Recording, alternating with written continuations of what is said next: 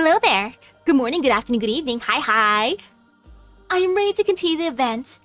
Oh, I wonder how it's gonna be, especially since I'm starting off with price and sacrifice. Ah, what a wonderful thing to start off with.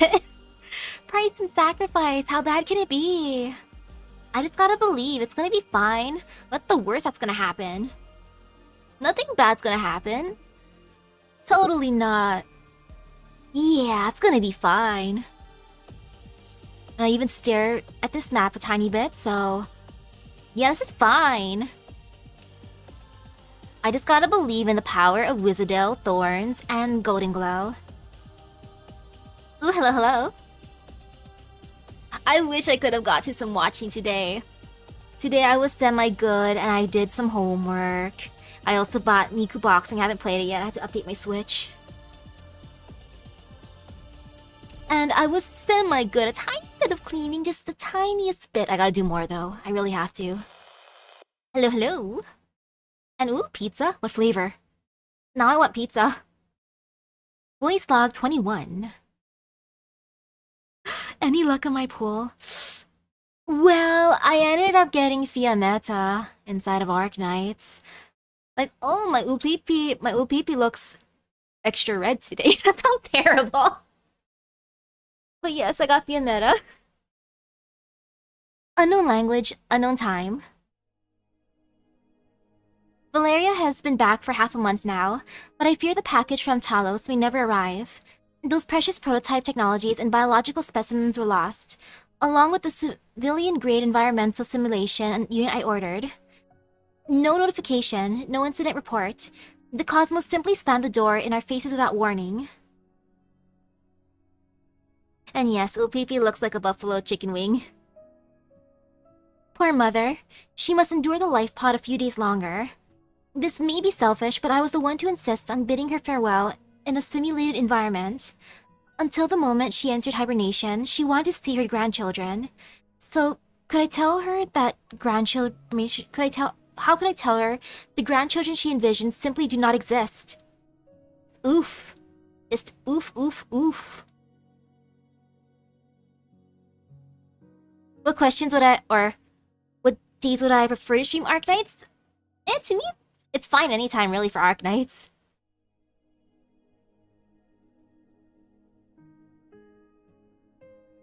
Ooh, chicken and white sauce pizza? With bacon and pepperoni pizza for the other? Ooh, that sounds delicious. I usually go for the default sauce that's already on there, that red sauce. With pepperonis and mushrooms. And if I feel extra fancy, bacon. No doubt, she still dwells in that glorious age where we journeyed among the stars. It's the only way she could see the continuing life doesn't just add to the pain. I chose Talos Union Industries products for their reliability. Mother's too sharp. If the simulation tech was even a generation older, she'd see right through it. I should have realized the risks of interstellar transport sooner. Valeria's leave is all used up. As she left, she was still talking about her grand mission, showing not a single sign of regret. I don't know if she was leaving her regrets behind, or never had any in the first place. One day, I too will sign my name on the consent form, and shut down Mother's life pod. What a way to start off. Poor Mother. What brings you here? I came to see you. You've just undergone embryo separation surgery. The Institute of Facility Management should have allowed you to take some time off to rest. The surgery is as non-invasive as it gets, you know. There's no need to rest that long. I can't tell whether you care more about me or how the little fellow in the incubation chamber. Magister Avidus. Of course I care about you, but any newborn Ægir, as it is now, deserves attention as well. After he's born, will you choose to raise him personally, or give him to the Institute of Incubation? I don't think about that sort of thing. It's too far away, too distant. I went to the hospital before I came here. The hospital? Why? You're aware of the battle yesterday, yes? Surely you've seen the news. 2 fleets and over 1,000 legionaries went into battle, but only 26 returned. The waterway program is at a turning point, and Millennium has endured its greatest sacrifice since its departure. There have also been quite a few abnormalities in the city as of late. What is it you're trying to say?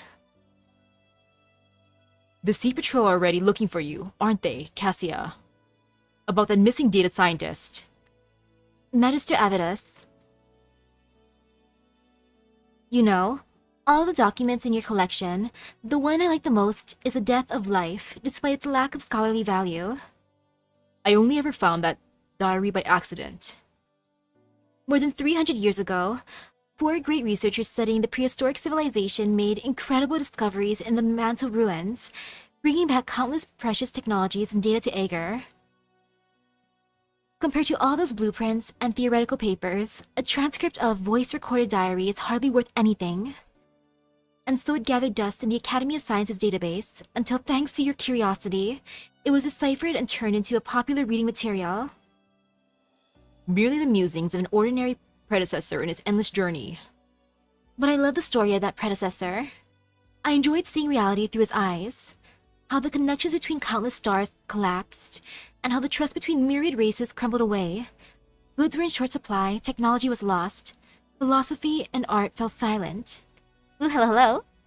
No matter how much hope and vision went into their great undertakings, they ultimately faded into silence, just like those nanomachines interred within the beacon tower.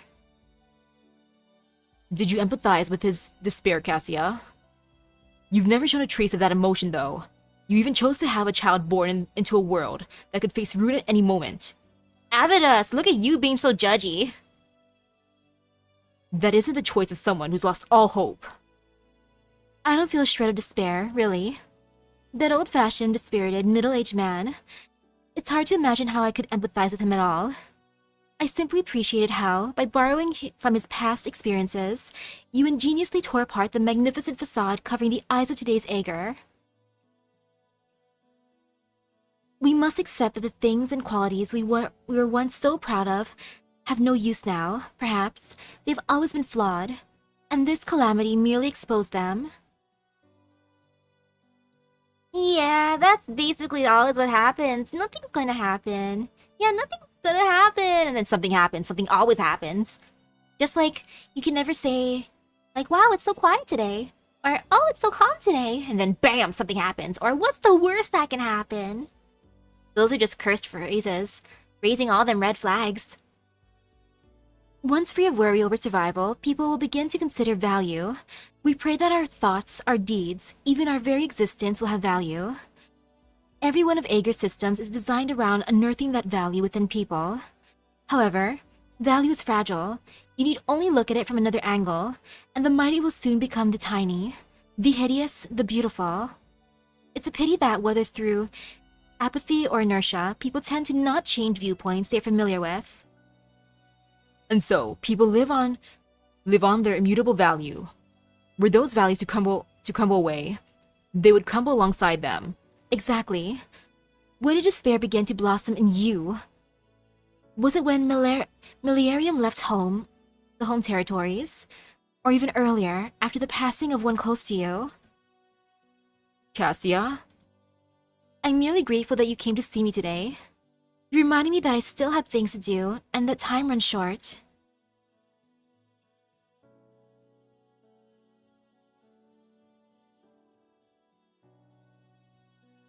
I'm surprised you allowed such pessimism to spread in your city, Clementia. The Death of Life, a prehistoric diary collated and published by Avidus. The year it was released, it proved to be incredibly popular among the citizens. They wanted a peek into an unfamiliar life, a thirst born from boredom and idiocy.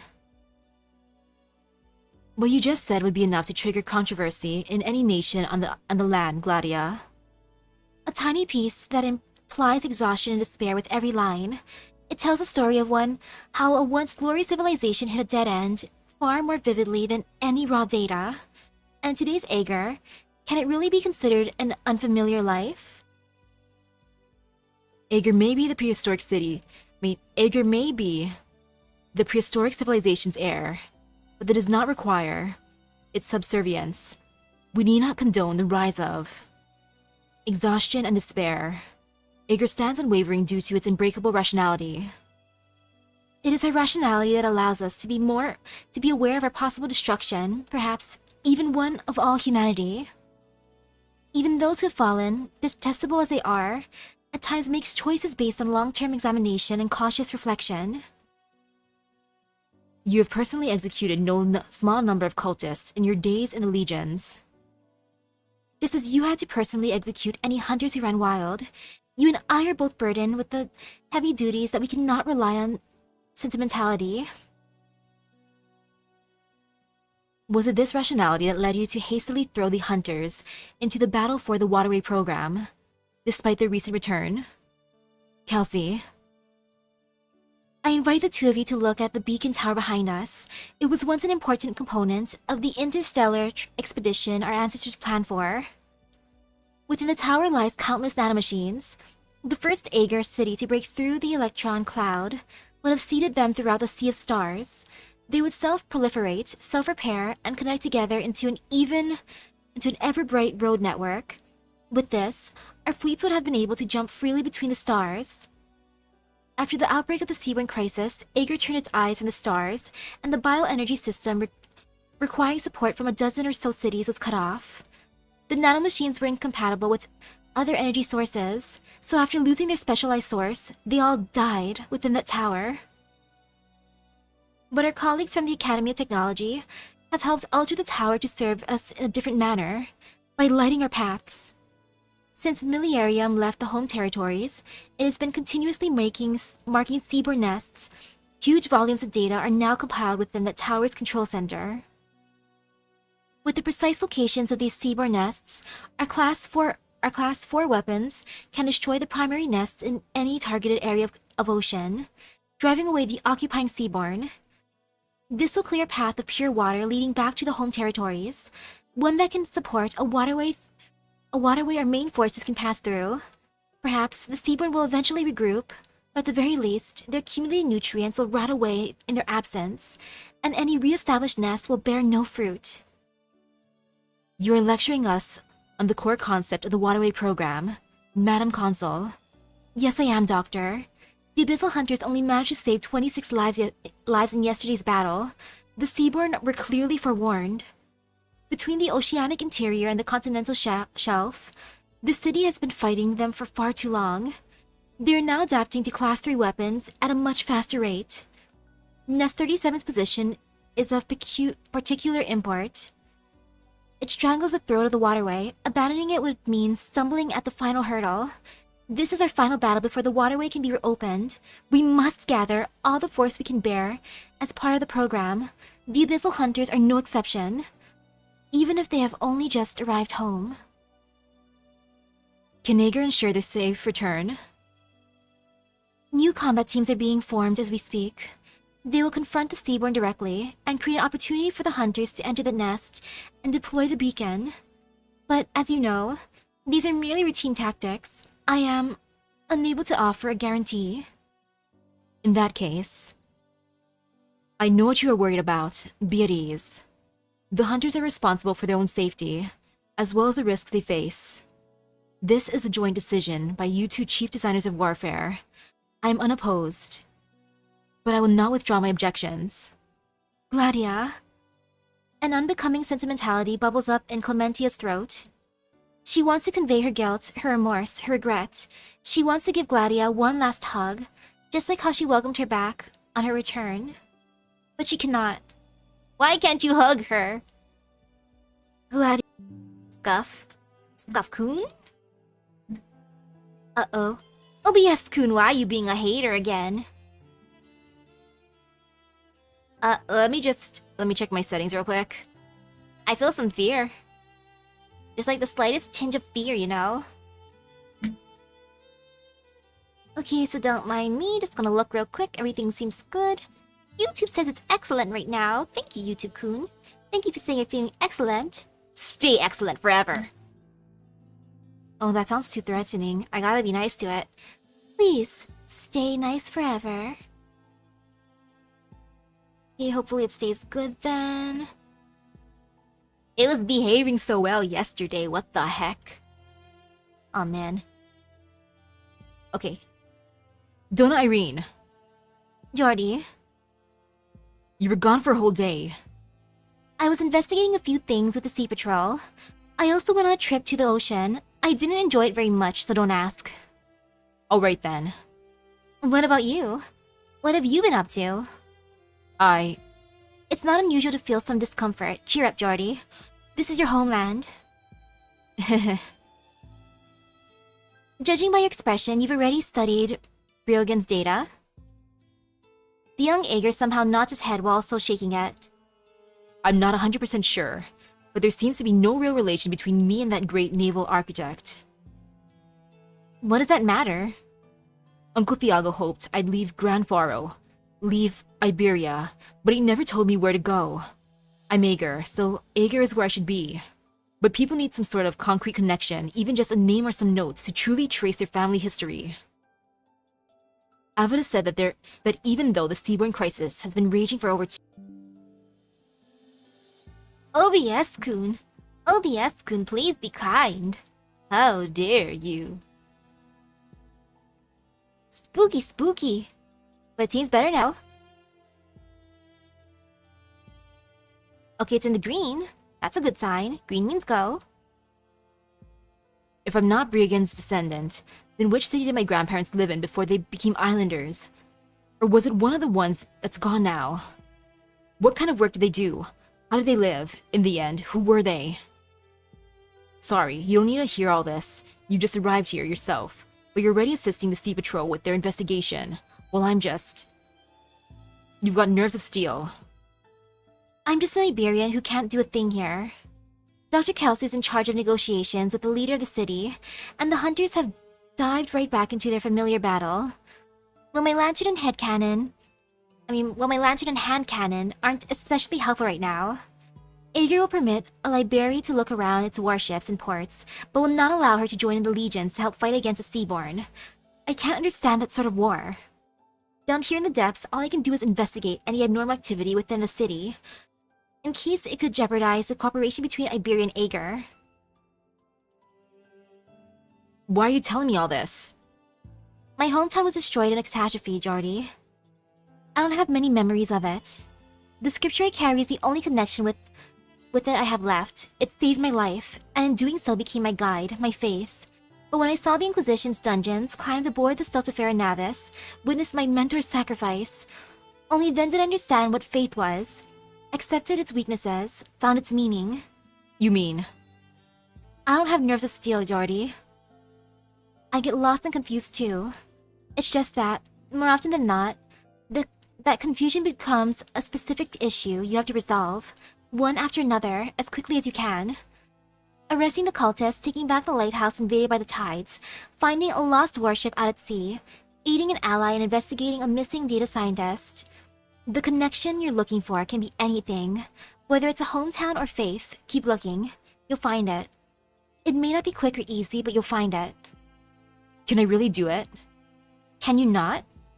You helped Iberia relight its final lighthouse and save the 3 abyssal hunters. Didn't Laurentina tell you that that's enough to get a commendation from the consul herself? Whether it's as an Ægir or an Inquisition clerk, there are a lot of things you can do. Aw, that's a nice pep talk from Irene. I appreciate that. Thanks, girl. Perfecta. You're back in the city. From the look on your face, I take it the investigation didn't go so well, did it? Lucilla? Forgive me. I need to report on my progress to Consul Clementia. I'm not at liberty to divulge any details. Remembered back when you were explaining the situation to us. Nothing major, honestly, and it might not even help. But I felt like I had to tell you. Go on. Wait, go on, come on, don't leave me in the dark. I want to hear. Spill the tea! You're the last researcher left. I'm really, really sorry. Can you give me one more hour?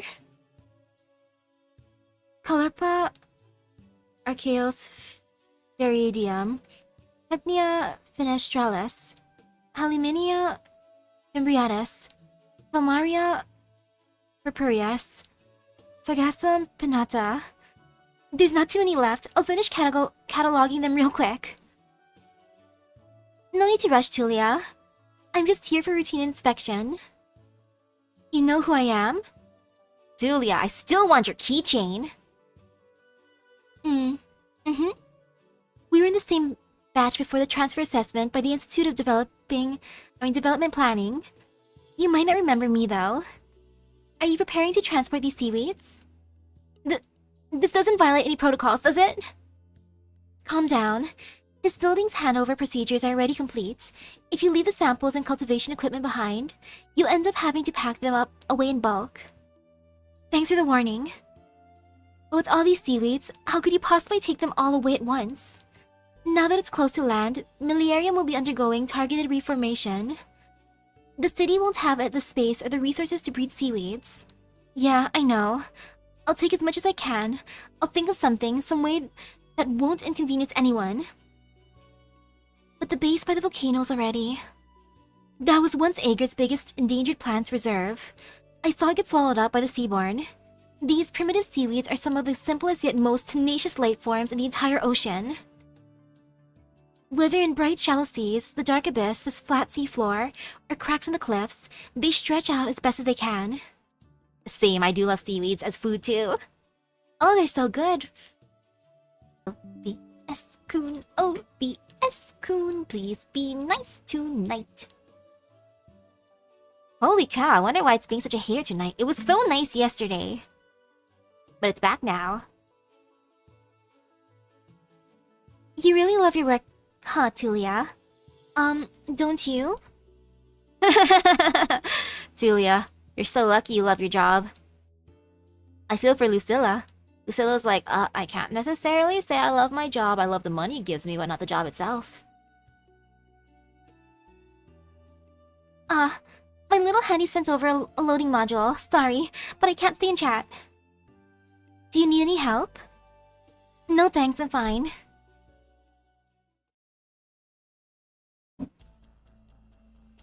When did that happen? The day before the Institute of Ecological Art relocated. I don't know what happened to her after that, and I don't know if she thinks Millennium abandoned the volcanic power station and the plant's reserve. But I can't imagine her doing anything bad because of it, because she's never abandoned anything herself. Tulia's residence has had quite a few hydroponic tanks, but they've been empty for a while. What you just told me might actually be significant, Lucilla. But if I may be so bold, why do you care so much about her affairs? From what I've heard, you could hardly be considered friends. She has something I don't. Okay, I said what I had to say. I'll be getting back to work now, Perfecta. There's just been more and more happening lately.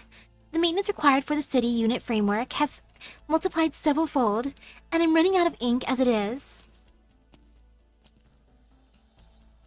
Little handy. Perfecta Secunda. Obtain data on the city of Millennium from the Institute of Facility Management right away. Retrieve all locations suitable for an enclosed hydroponics. Also, contact Irene. Tulia may have left other clues within the city. Ask her to meet me as soon as possible.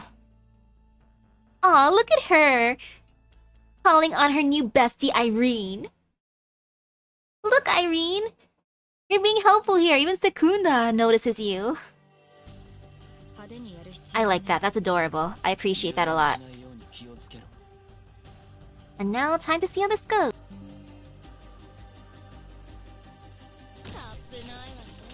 She's pretty open-minded. Yeah, she is. Which is very sweet. I appreciate them. I think they're cute. Oh, and look at that little floaty dude. Being a hater. Man, I wonder seriously why it's acting up today. It was nice yesterday. Uh-oh, there's a nurse? Oh, and it just spits out random bebe. If I kill it, it makes a bebe. I see how it is. Spawning some random demon child. It's okay, at least the floaty dudes I can easily get. I ain't scared of no floaters. They give me no fear. They funny. Oh, except when they hurt me, I don't like that. You know, that's not cool.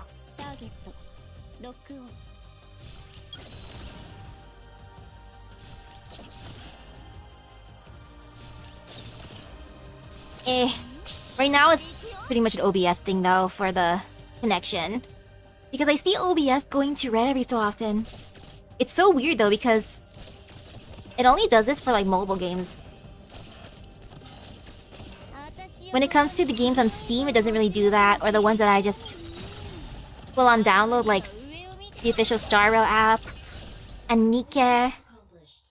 For mobile games, it's being a hater. I wonder if I could switch to something else. I'll try switching before tomorrow to see if that helps. Reassessing. Biological safety of operating theater, now at permitted levels. Surgery may begin any time.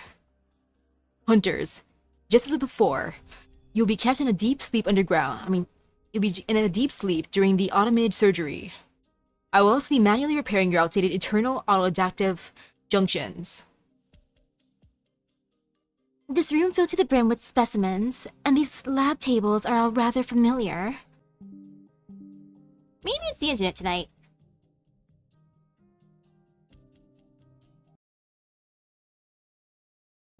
Yeah, it could be the internet's acting up.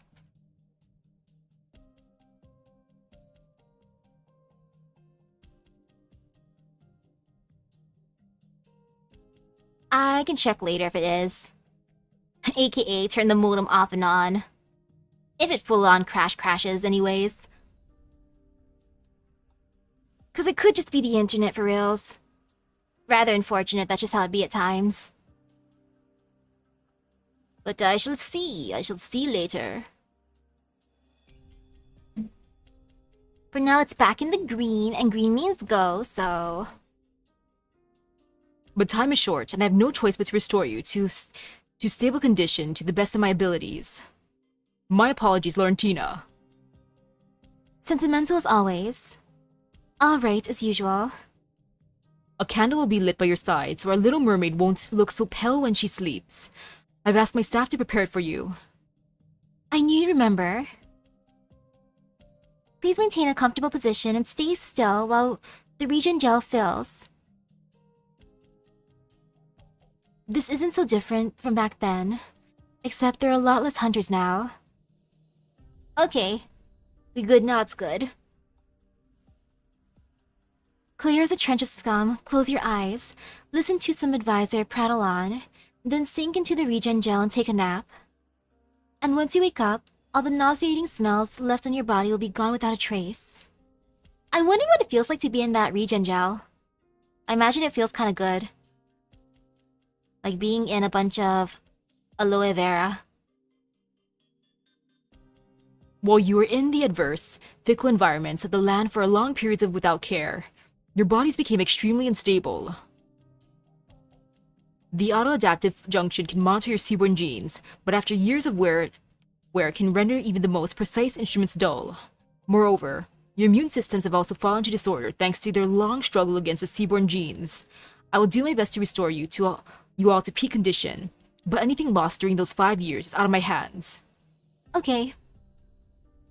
Gladia, our reunion at the tribunal was less than cordial, so I would have liked for us to consider this our first meeting since your return. But you haven't said a word since we started. Is there anything else you need to tell us in regard to the surgery, Blandus? If not, then save it for after the procedure. We can discuss the changes we felt over the past 5 years, as well as the changes you felt. Poor Blandus! He just wants to talk to Gladia, but Gladia's all business. Poor dude. I feel for him. He just wants to have a conversation with her. It's so one-sided. I'm so sorry, Blandus. Please stay still. Anesthetic procedures will begin in 10 seconds. Well then, sweet dreams, hunters.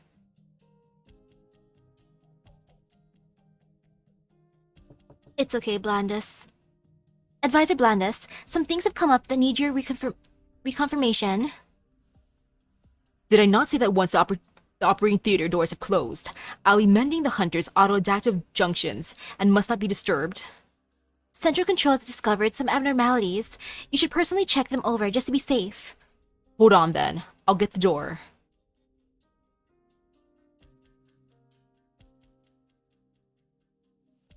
The monitoring units in the dome were performing an emergency scan. We noticed the concentration of algo biosignatures here. Thanks for informing me. Not a problem. Since you're already participating in Tulia's case, there was no reason to cut you out partway. A place where the dome and the ground meet, this former experimental field for a roadside coral. Though it can't compare to the specialized setups in the Institute of Ecological Art, it's much better for seaweed breeding than a small-scale hydroponic tanks in a room. Whether it be her nature or out of an ulterior motive, Tuli did not apply for authorization to use the space. She found it on her own without telling anyone. Tulia. We can't say for sure if there is a church hideout here, if Tulia is still within. In short, stay alert. Team 1 has already formed a defensive perimeter around the neighborhood and will monitor the roads. Irene, go with Team 2. Enter via surface roads. As for the roads connecting the dome and the mezzanine, leave them to me. Got it. Move out. Good teamwork. Who's there? Have you found something, Prefector Secunda? Do you need reinforcements? Somebody blocks her path, or more precisely, prevents her from leaving. The one in her way lurks in the shadows formed by the angles of the buildings, their entire body blending into the darkness, save their eyes. Eyes that Secunda are all too familiar with. Stick to the plan. Secunda cuts her comms. Ulpipi. It's been a while. Magister.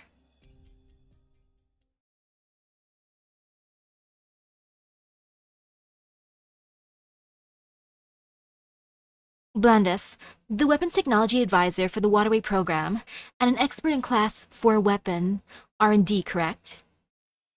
You're not from the lab. No sudden moves. If the bristles of this long-beard comb-tooth grass pierce your skin, you'll quickly fall into a tormented dream, where you'll sense your consciousness being slowly torn apart. The variety used for euthanasia has been bred to be milder, but wild ones are still plenty cruel. You may look half dead, but I know for a fact that you're the sort who really cares how they die. Church of the Deep? Don't you dare touch the anesthetized hunters! What an odd fellow. Even as your life is threatened, you think of them first? You may care for the hunters, but you've never trusted the Abyssal Hunter Project itself. You question its rationale, its damage to the nature of humanity, and all the sacrifice it requires. You took part in it, but only so you could personally control all the risks entailed. You experienced its demise firsthand, saw the extensive project, interlinked with so many others, come to a hasty end after an uncertain failure. So I doubt you want to send these survivors, freshly returned to Ægir, back onto the battlefield. No, you don't understand. What I do is only to protect them from further harm. So why not halt the procedure? Stop them from joining the battle for the Waterway program. The surgery is fully automated, so I can't just stop it. Sever the oxygen pipeline below the operating table. It'll cut the procedure short. Don't think we don't know that. If you won't do it, we can do it for you. After you finish handling the hunters, advisor, come take a walk with us, explain the principles behind the class 4 weapons, as well as how to shut them down. Stop! If the operation is forcibly terminated, the hunters will be irreversibly harmed. Scum! The researcher stops in his tracks. He dares not step forward, yet dares not move back, for a lance has pierced his torso, his blood dripping down its shaft. Well, he deserves that.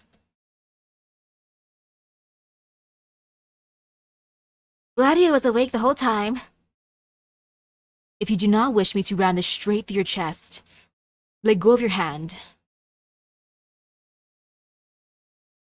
Does it mean she was going through the operation fully awake? I hope she at least was numbed, because oh my goodness, that is just pain and suffering. Closest thing that happened to me was I went through a cavity fixing without any shots because I'm scared of needles. Sometimes I'm too scared, so I'm just like, I can handle some pain, and then I did handle the pain. It was pain, of course, but at least that motivated me for the next time to actually get the shots, the numbing shots. What are you doing here? Don't ask pointless questions, Secunda. You're investigating Tulia too. Did you find anything? She is simply an ordinary data scientist who got caught up in this. She discovered something she shouldn't have, attempted to warn the authorities, but failed. You were too slow. What she encountered has nothing to do with her past. Yeah, that was the one time I did that. Only one time. Otherwise, I'll take the numbing shots. Heck, I needed extra numbing shots for my wisdom tooth removal. I have too much wisdom. I needed to give my wisdom to the world. I got all 4 teeth taken out at once. And then I had to go to school the next day. It hurt. It hurt so much. The battle outside the city, the abnormalities within, the Sea Patrol staying uninvolved with the waterway program. You've noticed many oddities, yet at the same time, your attention was so easily diverted. You mean Cassia? Precisely.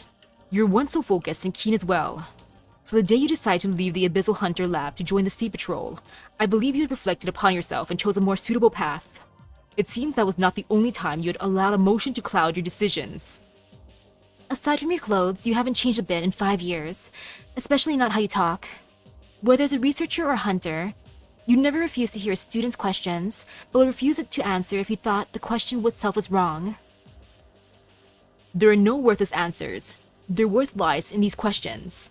Questions are the most effective means of tempering your thoughts, and your questions are always most pointed, Secunda. Oh, ouch! Oh, I hope the spinal surgery went by well. The only other person I know who had that was my mom. And around the same age, too.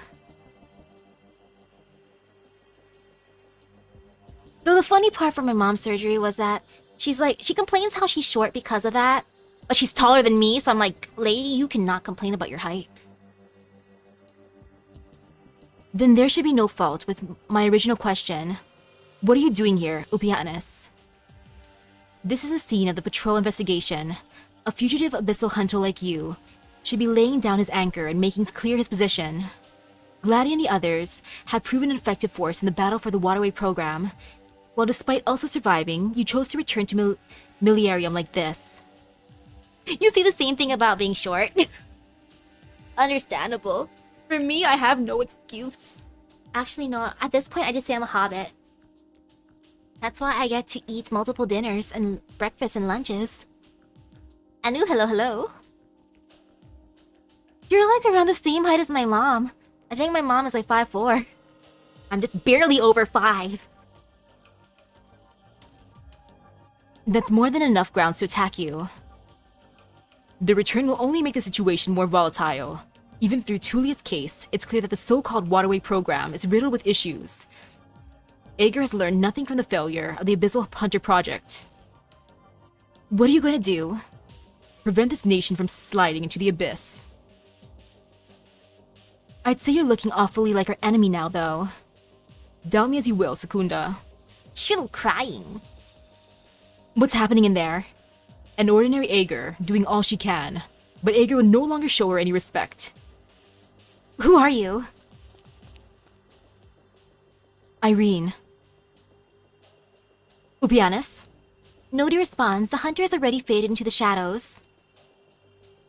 Upianis is just like, peace out. What the? Weren't you asleep? I'm not the only one. Hello. I suggest moving the hand carrying that whatever grass away from the advisor's neck. You. Arg! A fair hand tightly grips the plant held by the researcher, its glistening tentacles struggling fiercely as they are nipped off one by one. I told you to move it away. The real researchers are in the instrument recycling room, probably injected with paralytics. They won't wake up for a while. I also took care of the goons in the corridor. I like how she calls them goons. Yeah, they all smelled something fishy. Did you leave any alive for questioning? They won't die before the Sea Patrol takes them away, at least. Gladia, Laurentina, Scotty. Blanda stands in the center of the operating theater. The hunters step towards him, over the intruders lying flat on the ground. They do not lower their weapons. Not going to explain the trick you played with the regen gel, advisor? Ah, my dearest Blandas, just to be clear, we are no fortune tellers. Swordfish thought something was off from the start. We've undergone hundreds of surgeries.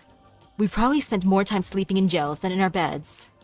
You should know that even if the operation failed to restore us to our full potential, we would still have returned to the battlefield. As I told Opianus when he came to me, all I wanted was for the participants of this program to live like normal people again someday. I wish for my fellow people, who'd come from all walks of life, to have the chance to finally return to their former lives. Scotty could continue her life of wandering, hammering away at complex lighting arrays, while taking pictures of the seabed nobody else would understand. Laurentina's skills could let her become the next shining star of the Institute of Physical Art. We could watch the graceful stars projected across the dome, while she dances alongside the meteors in the Sophon Theatrum. Or perhaps we would find her works on the street corners of each and every city. Lavius, the seaweed breeding technician, Nona, the songwriter, Lunia, the exotic organism researcher, and Celsus, the youngest ever scientific exploration fleet commander. We both still remember the names of all these hunters, Gladia. Yet we both had our fill of sacrifice. Ooh! Oh, for main character? Main character point of view? Man, for the main character, for their sides, the one I'm often most jealous of overall is probably the commander Inike. No matter how much damage he goes through, I think his point of view is fun. Minus the parts where he just gets, you know, stabbed or shot or broken limb. Otherwise, it's fun. Besides those parts. This is far from the first time I've heard this little cliché of yours. Your feebleness and stupidity are already enough to earn you a death by my lance. Luckily for you, those church scum arrived at just the right time to save your hide. Are you saying their actions have coincidentally proven my innocence? That's not what I wanted, Gladia. What I must do will not change. Your innocence is of little relevance. My point was that, by choosing to expose themselves now, risking everything to stop us hunters from rejoining the battle, and even holding an advisor hostage, all it shows is how effective the deployment of the Waterway program has been. Blandus, Weapons Technology Advisor of the Waterway program, abandon your little tricks, complete our surgery, then return to your original post. Clementia's orders are that once Nest 37 has been successfully marked, the Class 4 weapons are to be immediately strike against all nests on by the waterway. The church is grasping at straws. As one can surmise from what those drags were talking about earlier, they will not stop. The Abyssal Hunter project can no longer exist, Blandus. If sentimentality clouds your mind and renders you feeble, tear it out, forget it. Gladia, you're the same as ever, no, even stricter with yourself. What I ask of myself has no bearing here. Just yesterday, out of the 2 entire fleets, we were only able to save 26 people from the seaborne encirclement.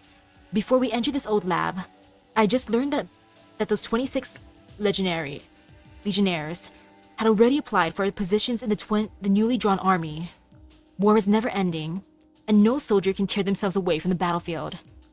That's all it is, nothing more.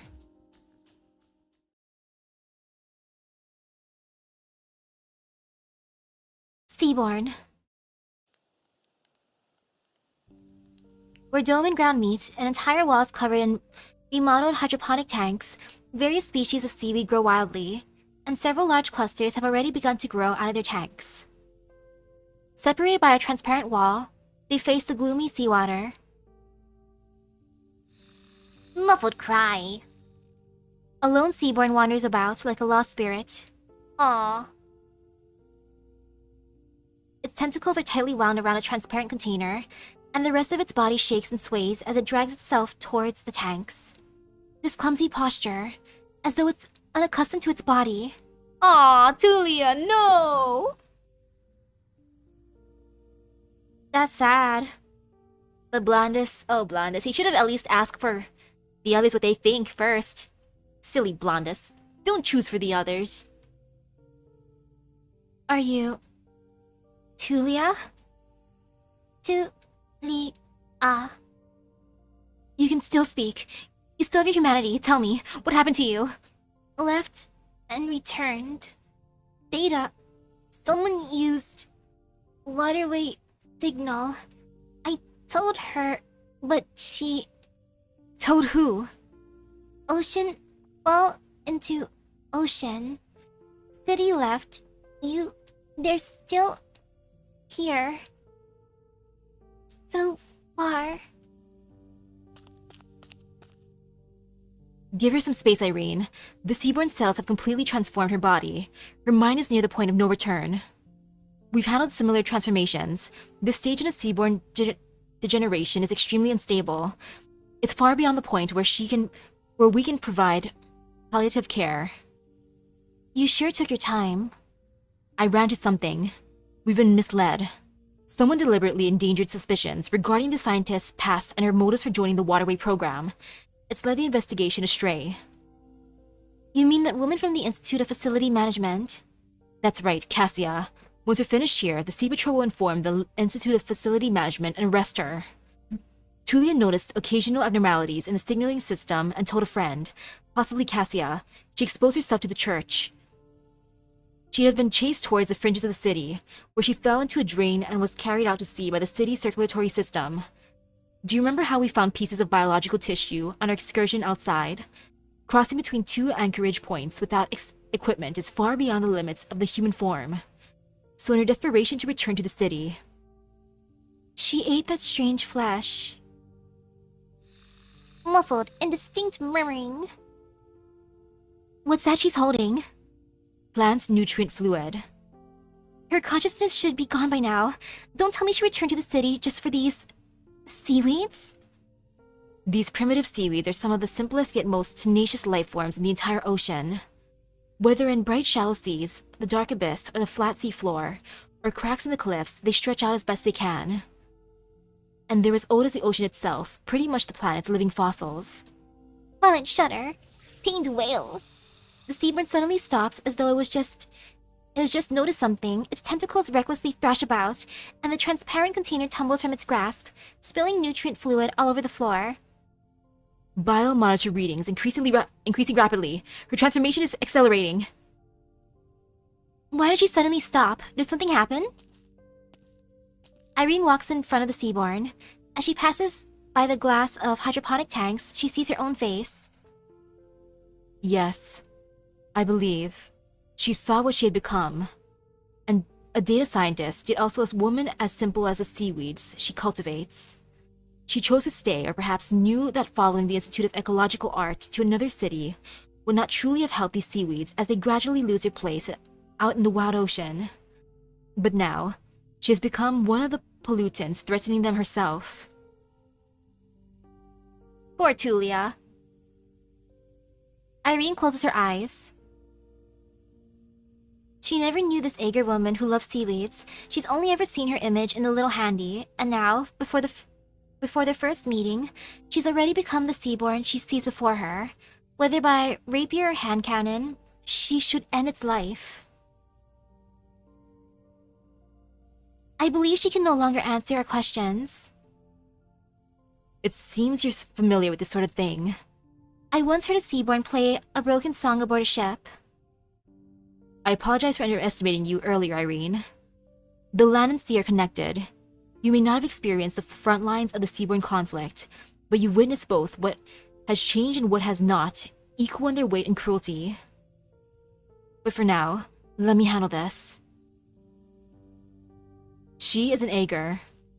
Irene sees Secunda walk past her side, stopping in front of the seaborn. The expressionless Perfecta places her shield between the seaboard and the wall covered in tanks, then raises her weapon at the once woman. Whales! Her journey ended, her home close at hand. The song. She chose this place to sleep. The seaboard collapses onto the floor. The commander's shield blocks its spurting bodily fluids from entering the hydroponic tanks. The seaweed sway, quietly respirating. Oh, that's nice. I like how Secunda at least made sure that the seaweed would not get contaminated. Gotta preserve Tulia's final wish about the seaweed. So dang, girl. She loves her seaweed so much that even when she was transforming, she had to go back here and take care of them. That's true love. And that was a long section. Now, lethal fate. I got this.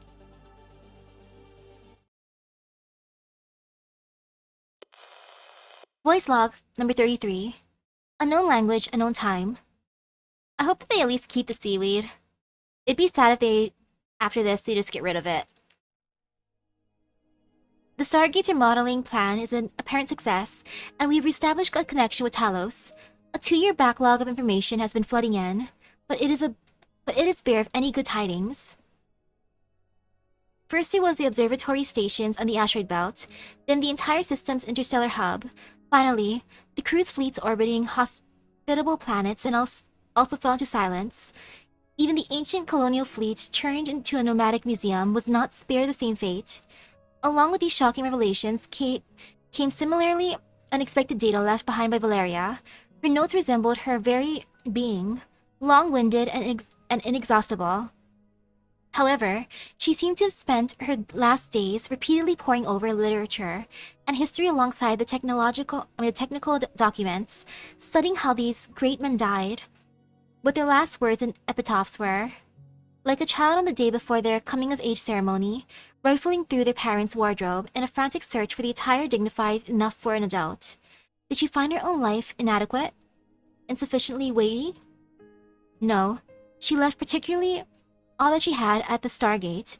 If she had lived in the past, wouldn't her achievements have been inserted into the annals of history? But now it seemed nothing more than a narrow door open between 2 tiny locked rooms in the dark. I fear it won't be long before the door is shut once more. In the end, the history of humanity has exceeded the bounds of humanity itself. Ha!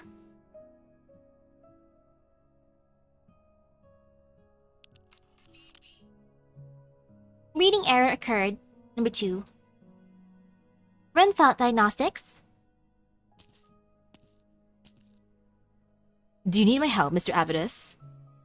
Oh no, I was merely observing this abandoned little handy. Abandoned? By who? Don't worry, that's not important. What brings you here, Jordy? I'm hoping to find something to do. We're clearly in dire straits, and I'm sure this city is full of problems in need of solving. They just won't reveal themselves to me. Yeah, they won't reveal themselves to you because Irene's busy doing all the other stuff. Irene is doing everything. Our boy here is just like, twiddling his thumbs, being like, what do? I don't know what to do now. Irene's not inviting me out to do stuff too. Secunda's only talking to Irene. I'm just here. Time to go back to the Institute. Generally speaking, in that situation, you should go to the Institute of Development planning for an assessment. However, if you're looking for me specifically, I'll try my best to help you out. You're a highly experienced and respected scholar after all. And many in the city call you Magister. Magister. My last work was The Death of Life, a book with no educational value whatsoever. I read it, actually, although I couldn't understand much, with so many cryptic words, like starship, Stargate. It seemed like from another world. Another world, ha. You're right about that. But I find myself undeserving of that title of Magister. Oftentimes, I find myself lost in confusion. Jordy, do you remember when I told you that blood ties were unimportant? I do, but I may have been a bit misleading. While we indeed care a little for blood relations, relationships themselves are an excellent lead to follow. When one is lost, one ought to find a connection to reality, be it a life or an ideal, and seek a way out. Otherwise, you'll end up like me, sinking into an extended questioning of the value of your own existence. If I may be so bold, can I ask you what your own relationship is? Someone very close to me. How exactly? I like this talk. It's like, oh, so relationships, huh? So how are your relationships? She shared the same thoughts and goals, and we would enrich both my spirit and my ideas. I loved her as ardently as I loved Ægir, as well as everything we've done for it. Ooh, hello, hello. Greetings. I lived a life surrounded by mountains of prehistoric material written by their strange script and incomprehensible grammar. I enjoyed the process of translating it into Ægirian text. That was how we met, and I still remember how she'd throw herself into her work. Her eyebrows seemed to dance whenever she talked about something of interest to her. And when I told her so, in those exact words, she actually went to the Institute of Physical Art to find out if eyebrows could dance for real. What a strange form of art. Did they manage it? Strictly speaking, no, but some of the researchers were inspired to later develop the technology to make hair dance on its own. We've experienced the catastrophe that silenced the entire sea, and the seaborn continue to threaten our existence, but we remain committed to exploring science, art, and our vision for the future. Lava bridges that pump power from the planet's mantle, aquatic artery hubs that transform currents into fountains, artificial suns illuminating the depths of the oceanic abyss, and ecological bases filling the barren seafloor with life. We persist in transforming what the predecessors lost into mystical megastructures. We need only a spark to spur on countless inventions. 150 years is truly too short. 150 years? Yes, the average lifespan of an Ægir. Short, you say. The more dangerous the era, the more valuable our creations become. We firmly believe in living fulfilling lives, and would gladly have gone to our end without regrets as we pass down the fire of civilization. That's interesting to know how long they usually live for. Like my family members, they usually live past 100. We planned an educational system we believed was better than the Institute of Incubation. Once our child was born via the incubator, we would raise them ourselves. They would possess a surging spirit and fresh ideologies, and become part of a more creative generation. It is unusual to raise children personally, but we had hoped to pass on the values we treasured from the fulfilling lives we've lived. So what happened to her? Dead. Remember the predecessor mentioned in The Death of Life? He took shelter in an unknown refuge as he watched the sky pressing down on the earth every day. He already had a premonition of his own end. There was nothing he could do but calmly welcome its event. But that's someone else's life, a life far too distant from ours. Is it though? Are we not currently going through the same things? Give it 50 years, maybe 100. And even the vast ocean may no longer hold a single drop of pure water. The seaborn have unwittingly overrun the ocean faster than we can create, devouring we were once proud of, turning survival into our only priority. I watched as she was engulfed by despair. One day, she calmly gave up on our idea of raising our child ourselves. After all, everything we have inherited would only be lost in an era predestined to perish. Oh, you imagine the Dragon Ball incubators? For me, I'm just imagining, like, Mewtwo. 5 years ago, the Abyssal Hunters went to the lair of the firstborn, and no one returned alive. Soon after, she got sick and died in depression. Our son was successfully born in the incubator, but I sent him to the Institute of Incubation. This was also when I began questioning the meaning of my own existence. My apologies, Jordy. I was supposed to be providing you guidance, wasn't I? I've already severed my relationship with the real world, but perhaps you have someone or something you still have ties with? But I gave up on chasing Briogan long ago. I can't waste even more time chasing an unreachable shadow. Maybe I could delve into those notes he left and learn how he developed his tech, and not just because I might be a descendant, but because you also have talent and dreams in that field. You can try the beacon tower then. Briogan was involved in its reconstruction, so if you're familiar with his handiwork, perhaps you could help them out. Every Ægir leaves their own quirks in their writings, theories, or technologies, so sometimes all you need to sort out a trickier part is someone more familiar with the author. Thank you, Mr. Avidus.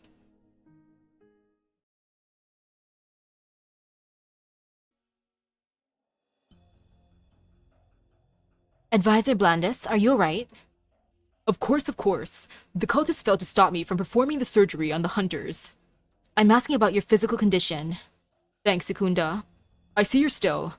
Given your strange aversion to medical aid, someone has to confirm you're alright. Although judging from your condition, I'm guessing I'm not the first to try sending you to the hospital. Perhaps the waterway program is too overwhelming. I'm something of a doctor myself, so I do know how to keep myself healthy enough to not slow down the program anyway. You know, you should take a look at that plant the cultists were using to kill people.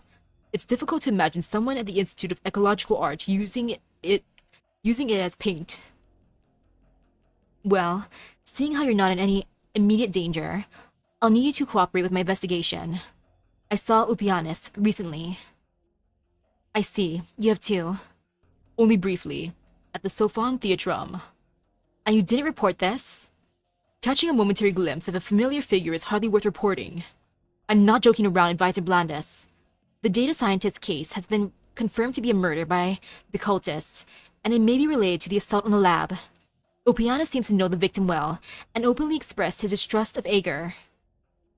He's always been like that, more action than words, and ever unwilling to reveal his reasons. His unique style doesn't explain all the doubts about him. I still need to check if he's linked to the several church cases. Secunda, do you really lack any other leads or suspects more worthy of investigation? Or should I ask, is this obsession with Upianis merely your own whim? Secunda, I'm the one who rejected your application back then. What did you just say? I said it was me who rejected your application to volunteer to become an abyssal hunter. Upianis concurred, but I was the one who officially rejected you. Why? I saw your documents from the Institute of Development Planning. You'd written genetic research in the box asking for your aspirations. You only had to look at another file to see that becoming a hunter was another of my aspirations. We considered you extremely talented, even among the participants of the Abyssal Hunter project. During our technical discussions, you were the only one to ask Upianis 10 questions in a row and get answers for all of them, the highest record for a freshman researcher. The early transformation techniques were dangerous and unreliable. We were always searching for a better integration method. It was ultimately your theories that advanced the program's technology. I considered it an honor back then, at least. But the program itself is nothing to be proud of, Secunda. The concept was born nearly 2 centuries ago, a far cry from the average citizen's impression today. It was only 20-some years ago that Upianis made it into a reality. In the 100+ years before that, it was never afforded any systematic scrutiny or research, only endless debates. To exploit our countrymen and integrate their flesh of other species into ourselves, to save our humanity was tantamount to toppling the very foundations of Ægir. But Upianis is a decisive man. He can abandon his research, ideals, emotions, and even his humanity without a shred of hesitation.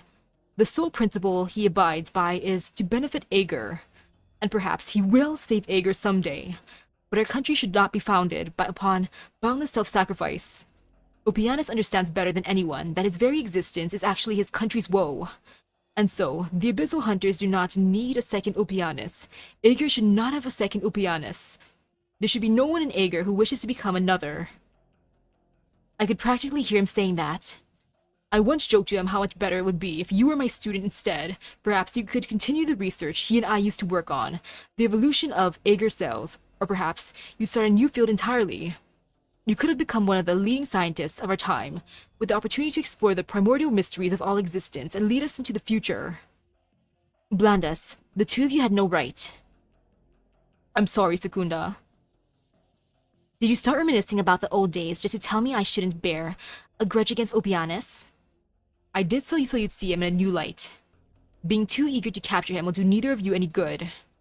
Aren't their cultists ready and available for questioning? Don't forget your duties, Secunda. Where are they? The first floor, in a booth in the equipment administration room. Do you need me to show you the way? I know where it is. The Sea Patrol will take over the detainment of the criminals.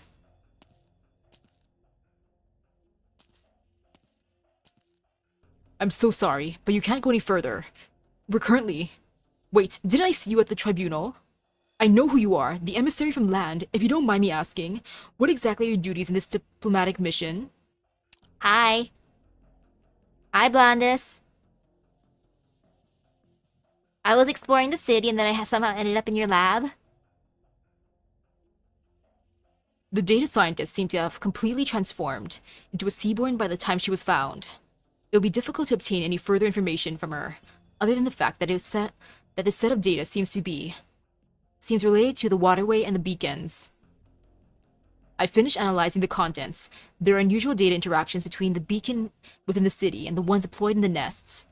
The signals come from many spots within the city, and I've already inspected the port hub and any possible ships. The only remaining location is Lab C-22, one of the earliest Abyssal Hunter experimental research labs. You should be familiar with the place then. However, it is far livelier here than I can remember it ever being. Secunda's even deployed a garrison in the name of protecting Blondus. A hindrance. Ooh, hello, hello. I'll help draw their attention if needed. I can manage the sea patrol for now. You should focus on the toughest target.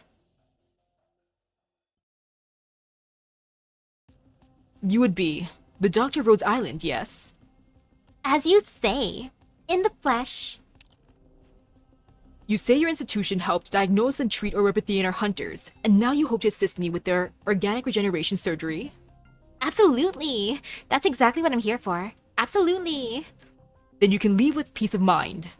The church's assault here was just a minor episode, and the hunters have already returned to their hibernation.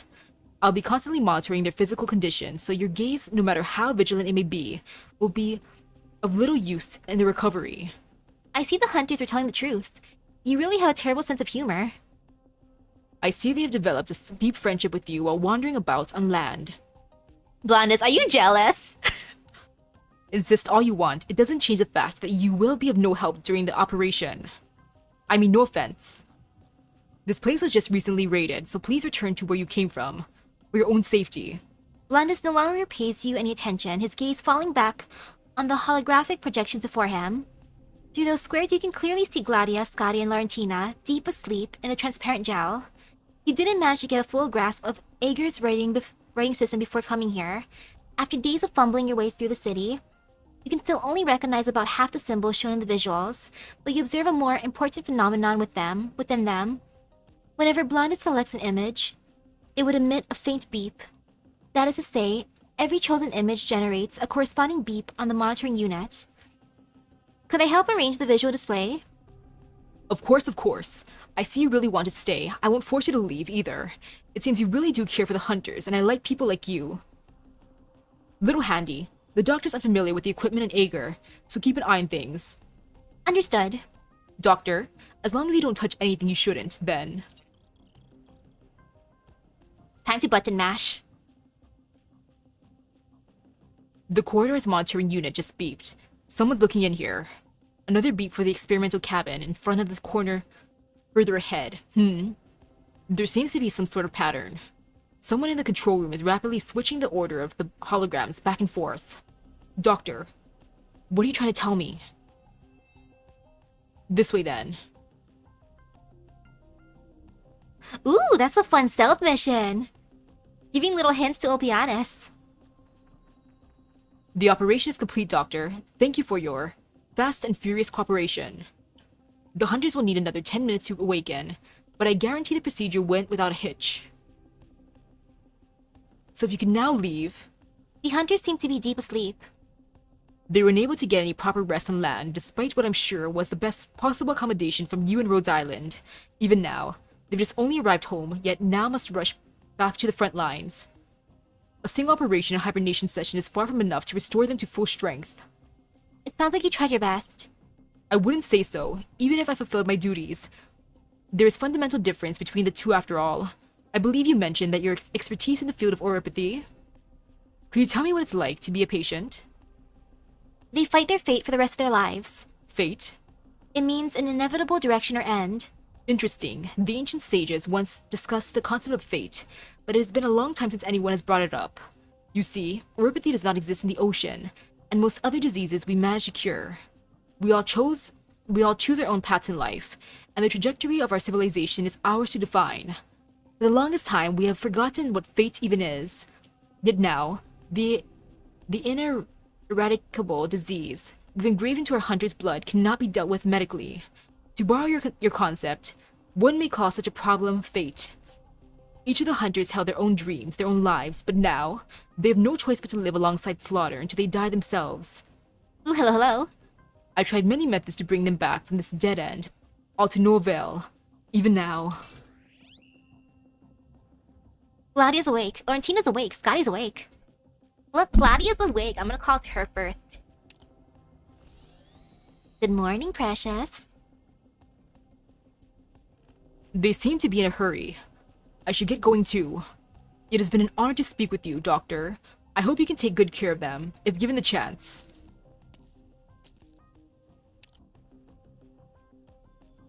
I will try my best. I shall make you proud, sir. Actually, no, I'm gonna make him jealous if anything. Like the ultimate stinker. Okay, this is fine so far.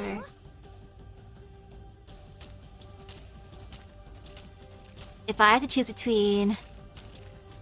Oopsies, I got distracted. Oh, my bad. Redo. Between eripathy or seaborne simulation? I'd want to go for the seaborne part. Like, to me, the Abyssal Hunters look cool with their aesthetic.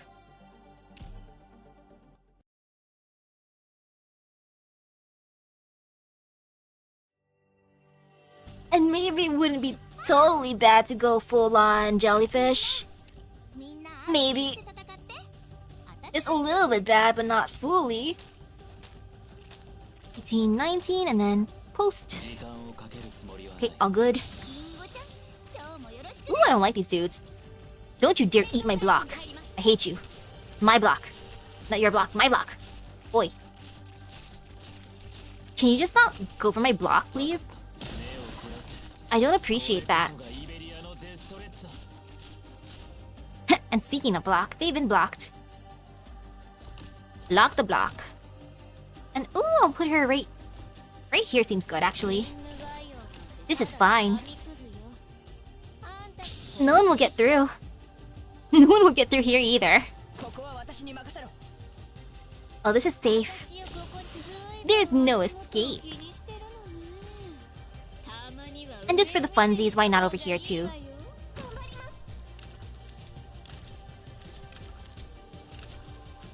It's a Herald. Herald, you don't scare me. Get out of here, Herald. Herald, never mind. You... Herald, how freaking dare you, Herald? Same, I really want Pepe. But it's gonna hurt since I also want the Dungeon Meshi collab people. Now I just gotta keep on saving at this point. Saving, going to the mines, and then hope that when those units come out, there'll be some nice packs for me to buy if I have to buy. And that the gacha gods will be kind to me. Either way, honestly. You're skipping the collab banner? Oh! May I take your luck from the banner then? I would like to siphon your luck.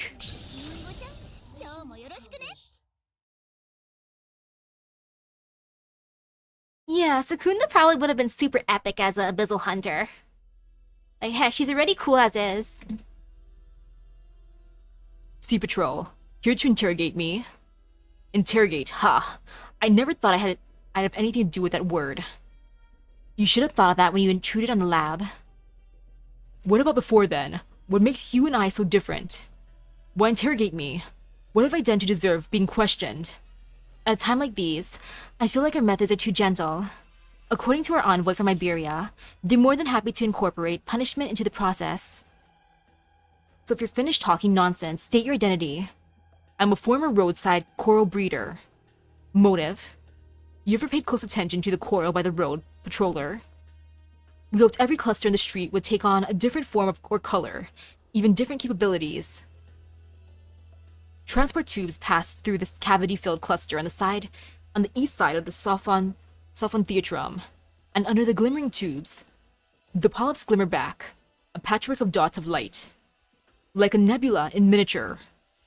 Then there's the ones around the port. As it happens, I have been paying close attention to some roadside coral recently, specifically, the ones growing on your experimental field, where an innocent data scientist died. Her dreams, her obsession, her love for her seaweeds were as beautiful as the coral you speak of. But you murdered her. You asked a good question earlier. What makes you and her so different? So why are you still alive? What did she do to deserve death? She found...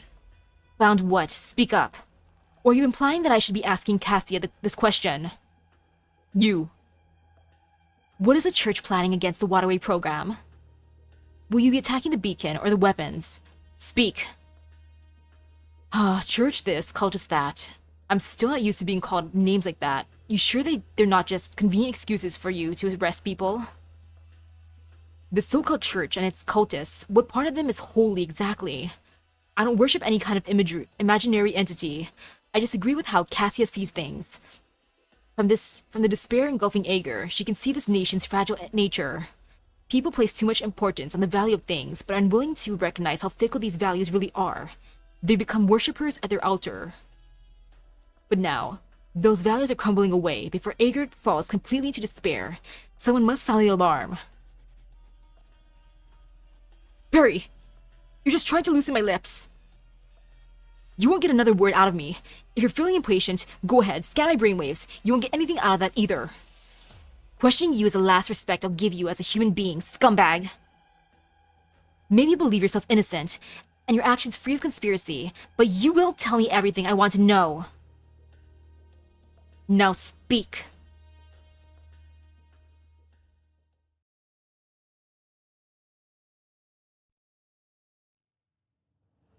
Ooh. Captain. It's almost time for us to leave, Scotty. I know it's urgent. The front line is barely holding on against the Seaborn. The loss of 2 entire fleets is really hitting us hard now. According to their most recent missive, Legions 8 and 10 failed to regroup into formation, and they're now mired in a bitter struggle. If the beacon cannot be deployed at the designated position within the nest, and the deadlock continues, it will mean the failure of the waterway program. Understood. The Legion fleets are about to launch an offensive across the entire front, at all costs, all to attract the Seaborn's attention. As for us, squeeze through the battlefield, infiltrate the nest, and deploy the beacon.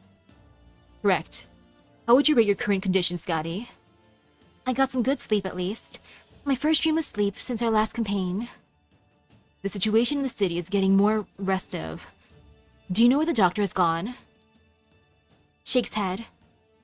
If she hasn't already, I hope that Secunda gets her own fun skin. One without a hat.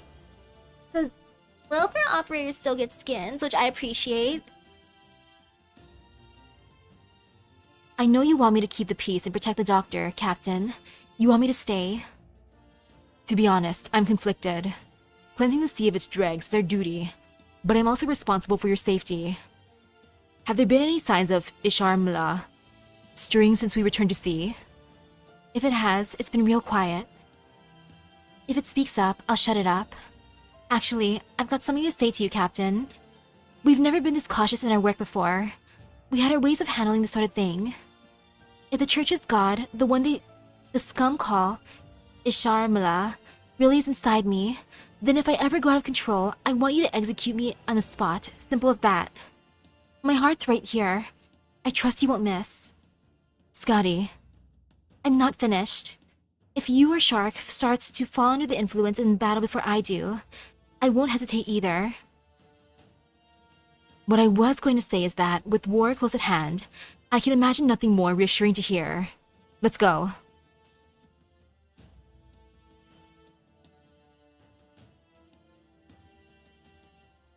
Miss Laurentina?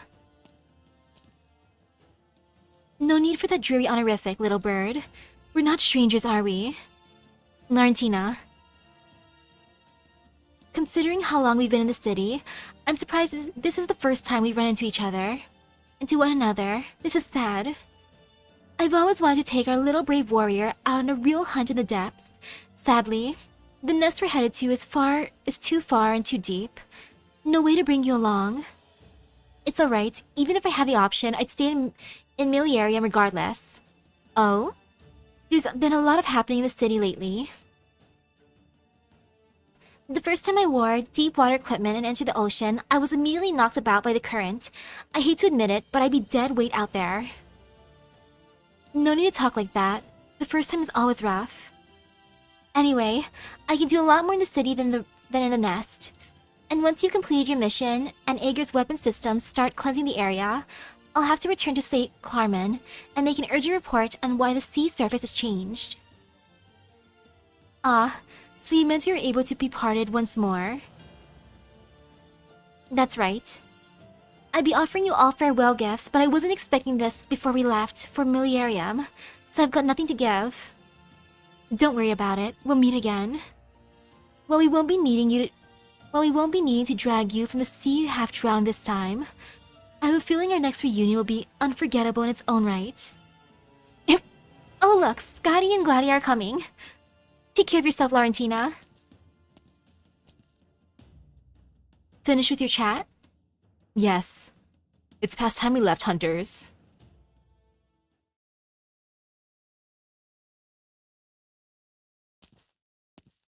What's Ulpeep doing this time? Doctor. Seems you got the evidence you wanted. Yes, you've been of great assistance. So, what's the verdict? Not gonna fill me in? So what's the verdict? As previously mentioned, there are unusual data interactions between the beacon within the city and the ones deployed in the nests. It seems the bulk of the work was handled by Lab C-22, namely the facility we just infiltrated.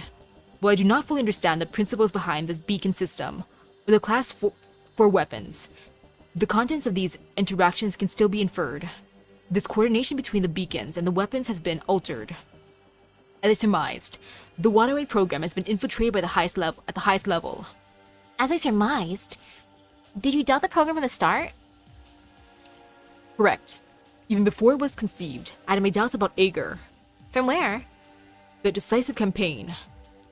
You were meant to kill the firstborn, but you lost contact with your team. Scotty was left to take the burden. So you already know. Scotty trusts you more than expected. I put it together from what she said. She's not sure what happened herself. My dereliction was due to a moment of distraction. In a cave, or rather, a cavity closest to Isharmila's core, I noticed something that should not be there. Crude piles of meat, turbid mucus. At first, I assumed they were nodules of its body, but then I saw clearly the measuring scales and flow channels around them. A corroded water flow meter. One from Ægir, a design hundreds of years old. One that now only exists only in museums. Hundreds of years old? Based on the degradation, it had sat within Isharmila's body for 2 centuries. But I had been told that no other Ægir had ever managed to reach the firstborn before us. That is to say, before Ægir was even aware of it, its people had secretly come into contact with the firstborn. The undercurrents beneath tranquil Ægir are more turbulent than anyone could imagine. I also found something odd while you were out. As soon as the hunters awoke, they left.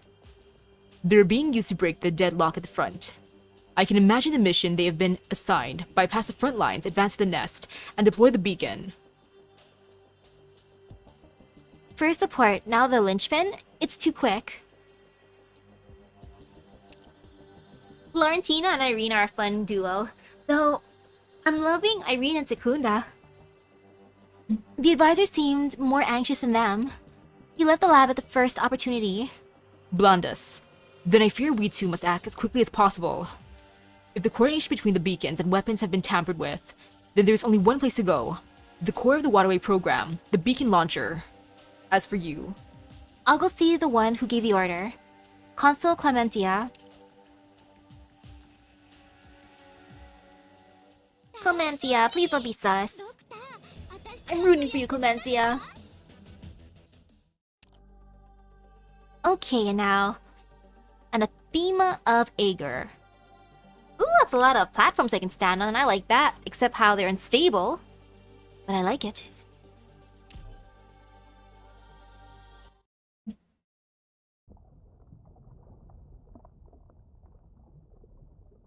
Ugh, what a stench. All these years and they still won't make better camouflage cream. It wouldn't do any harm for us to at least smell different from the seaborn, you know? Don't move so much, Shark. It'll only make the smell stronger.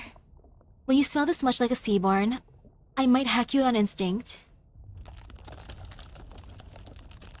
The whole plateau is trembling.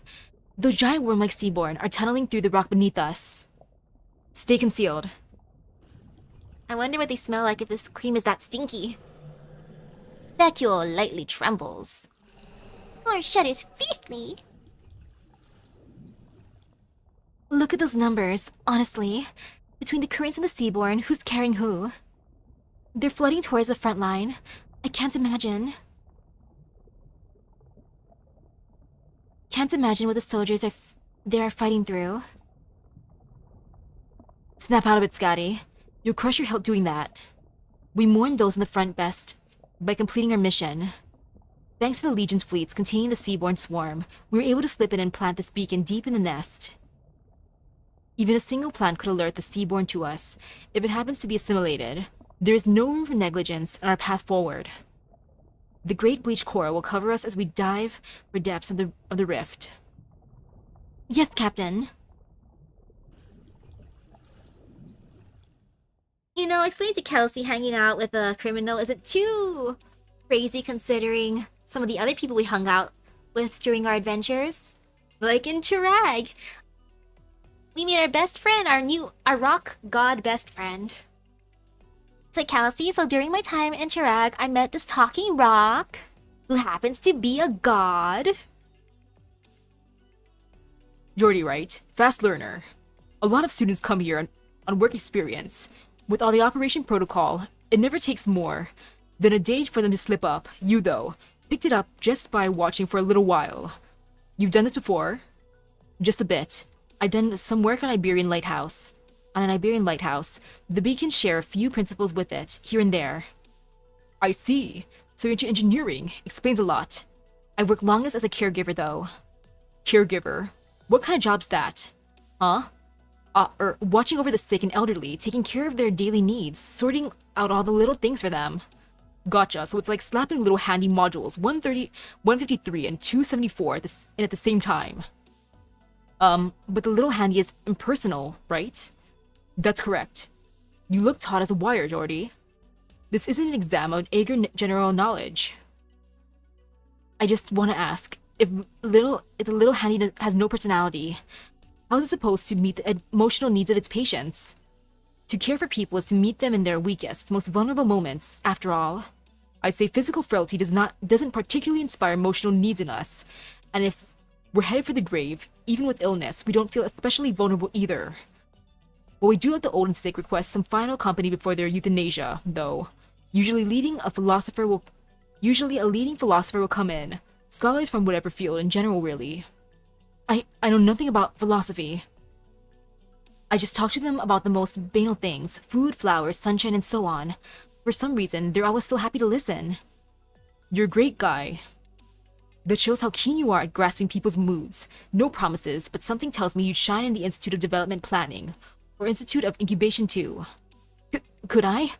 Regardless, thank you so much. I finished resetting the storage facilities here. Wonderful work. Now about... Wait, did you see something zip past the hologram? What? Uh-oh. Little peepee! Intruder! You... Young man, you saw none of this. You have no reason to complicate things. Wait!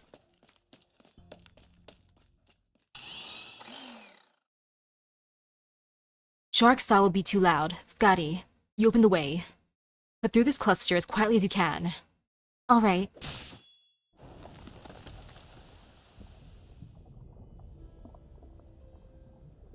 For but an instant, the invading hunters are bathed in vivid color and indistinct light. That which the Iberians call Nethersea brand creeps around the coral layers, the spawn of the many lifting in their craggy nests. Eggs are swept from this cliff face as the currents pass, metamorphosing as they spiral down, indescribable folds yet unfolding until a seaborn form emerges. Soft membrane stirs. Creased skin shudders.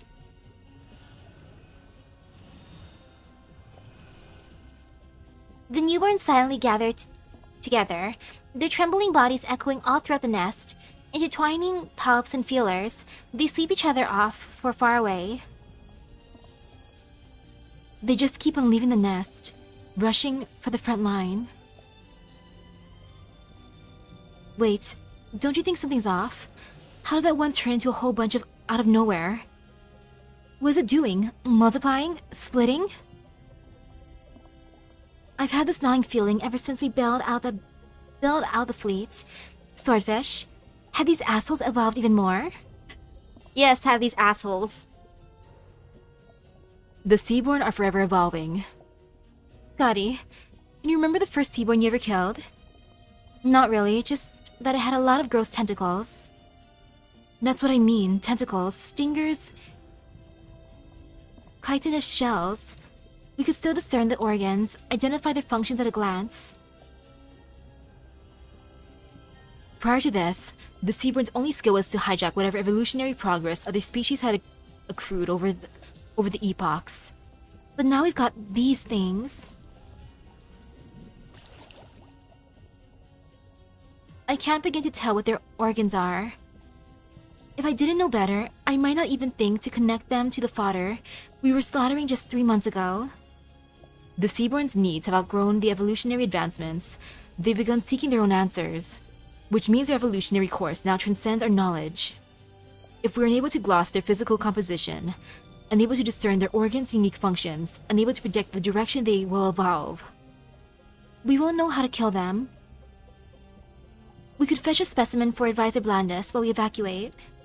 Still, the mission takes priority for now. Scotty, you and I will find where the wall hasn't yet been branded, embed the beacon there, and activate it. Laurentina, spot our surroundings. We withdraw as soon as it's planted, without delay.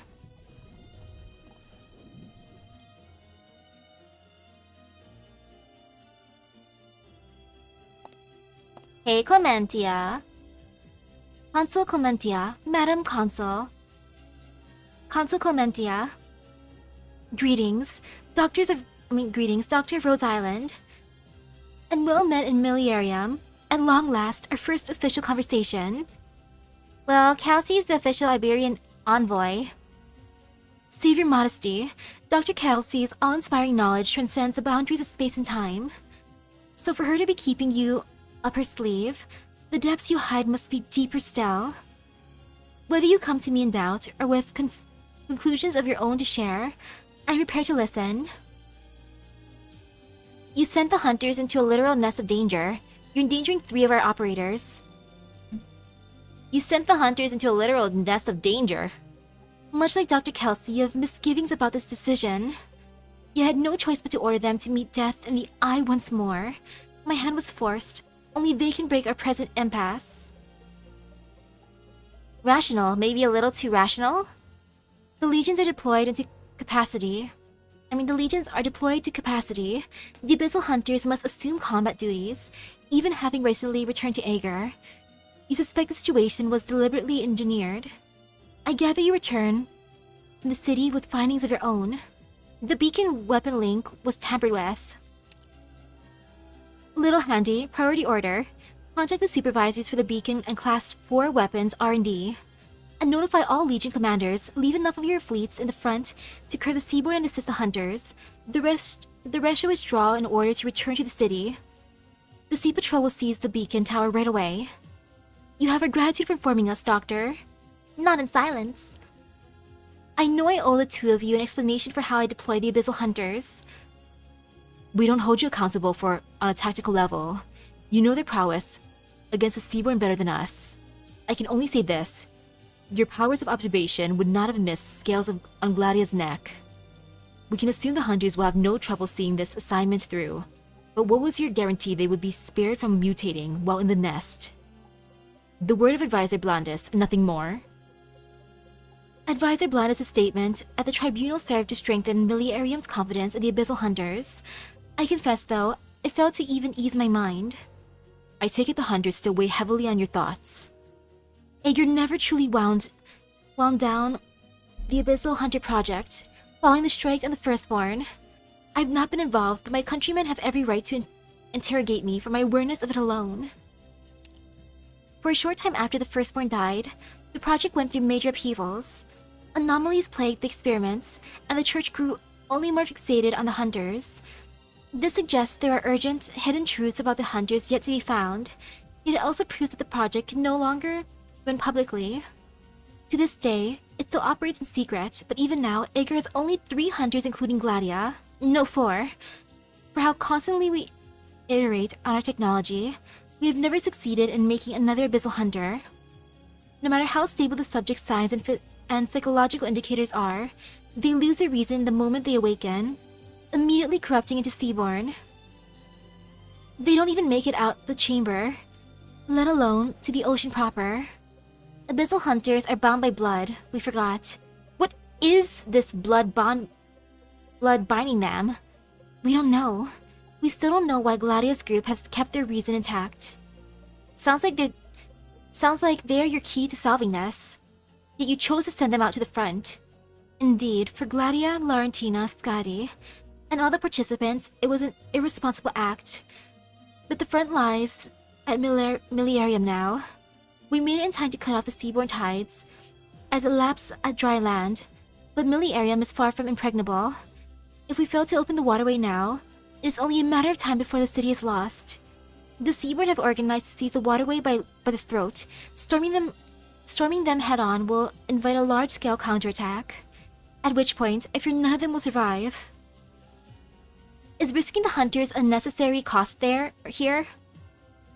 The hunters may well give their lives. They may well transform, but right now, they're our greatest hope. Gladia has always been skeptical of the waterway program's feasibility. It was for this exact reason that she did not hesitate to serve as a link in its chain. Your doubts and struggles may differ, but all roads lead to the same place in the end.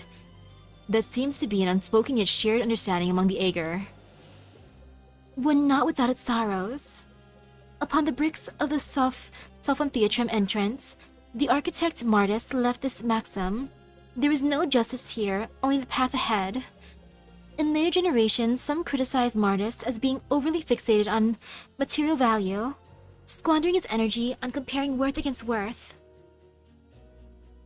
But ultimately, all that mattered to him was Ægir's path forward. Justice was merely a value cherished by the masses, and he preferred to apply his thought elsewhere. Did we pass the sad part? Well, Tulia was sad. Perhaps Gladia and I have been acting on his philosophy without realizing it. Dr. Kelsey, everything you had said rings all too true. I am bound in the end to carry Ægir's arrogance with me, and nothing will change that. I would like to amend that wording. Arrogance as a word seems insufficient to describe Ægir.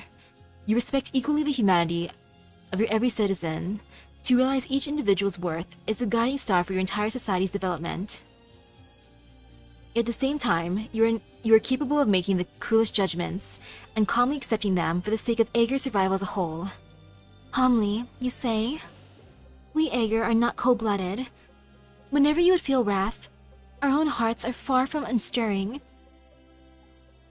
These are feelings I'd wish to convey to Gladia once upon a time, but I'd realized I had no right to. Every decision I made for her, I based on pure rationality. How natural, then, that I lost that right. How dare I ask for an emotional pardon? The same is true even now. And so, calmly, I accept my own judgment.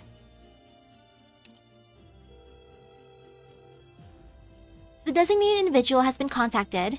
Advisor Blandis did not pick up. Dr. Kelsey, Doctor, I'm deeply sorry I could not give you an appropriate answer. Right now, I ask that you permit me to carry on my duty.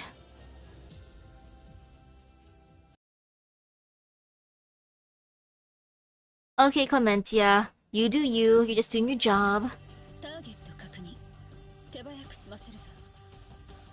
Ooh. Those things are creeping out of the floor. I remember seeing this back in Iberia. Nethersea brand is what the Iberians call it. One of the ways the seaborn propagate themselves. Remember to use your little handy to clean it swiftly. The little handy we've been issued this time is equipped with drilling tools, so it can be used to destroy seaborn created excrescent carapaces if required. The abandoned. Spooky scary.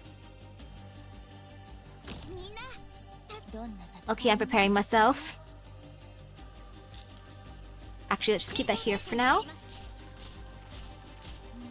Getting nice and prepared for now. I'd rather they not break through, so... You know, this is fine. Should be fine. Yeah, that's fine. I just want to keep her safe on a platform that won't break. Like, just in case, you know? But there's no guarantee about those platforms, unfortunately. And no, you cannot break through.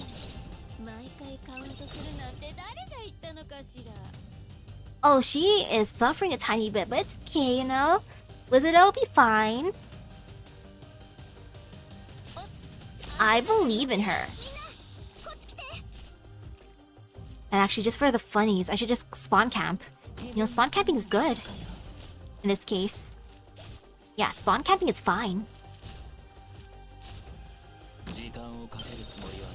And speaking of spawn camping... Aha! Yeah, this is fine.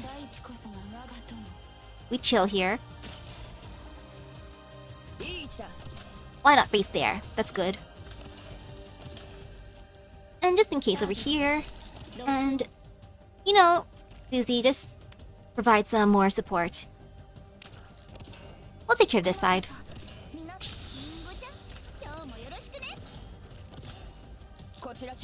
Okay, this should be fine. I should spawn camp some more. Even more spawn camping to be... Actually, no. It's fine right now. No. Come on, enemies. You know you want to come out some more. Don't be shy. Phew.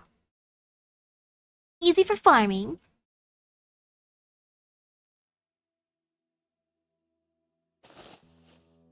Ulpipi.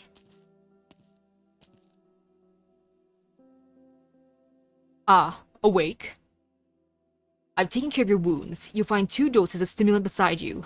To bring you back to your senses, shall I administer, or would you prefer the little handy?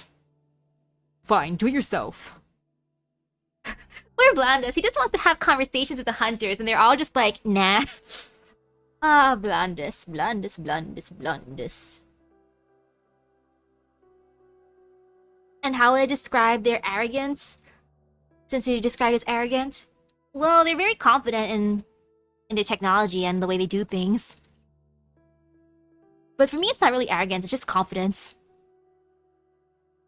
Though that's a fine line between arrogance and confidence. Very practiced motions. It seems you recuperated well. Now, use this as I know it is. I do need to tell you this. You cannot keep experimenting on yourself, or you'll have to cover your eyes as well to avoid looking like you've been tortured. The mask will be enough at least. My wardrobe has nothing to do with my modifications. True, you've always looked that way. Ouch. We all got shivers as you entered the classroom and sat your gloomy self down. All this time we've known each other, and you barely even show me your face. Blondus, given you started cracking jokes, I take it the results are less than awful. Now that's tricky to say. The emotional ride I've been through felt like being seated next to Secunda, as she sailed a patrol ship with both eyes shut.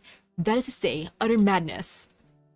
First of all, I notice a baffling effect in your auto-adaptive junction. Your body's reaction is bizarre. When the seaborn genes exert their abnormal dominance, your anti-seaborn rejection response doesn't intensify. No, it actually lightens somewhat. Which means my transformation is getting faster? No, quite the opposite. It was right as I was canceling the surgery that I observed a curious phenomenon. Once your rejection ebbed, Your seaborn genetics slowed down their influence.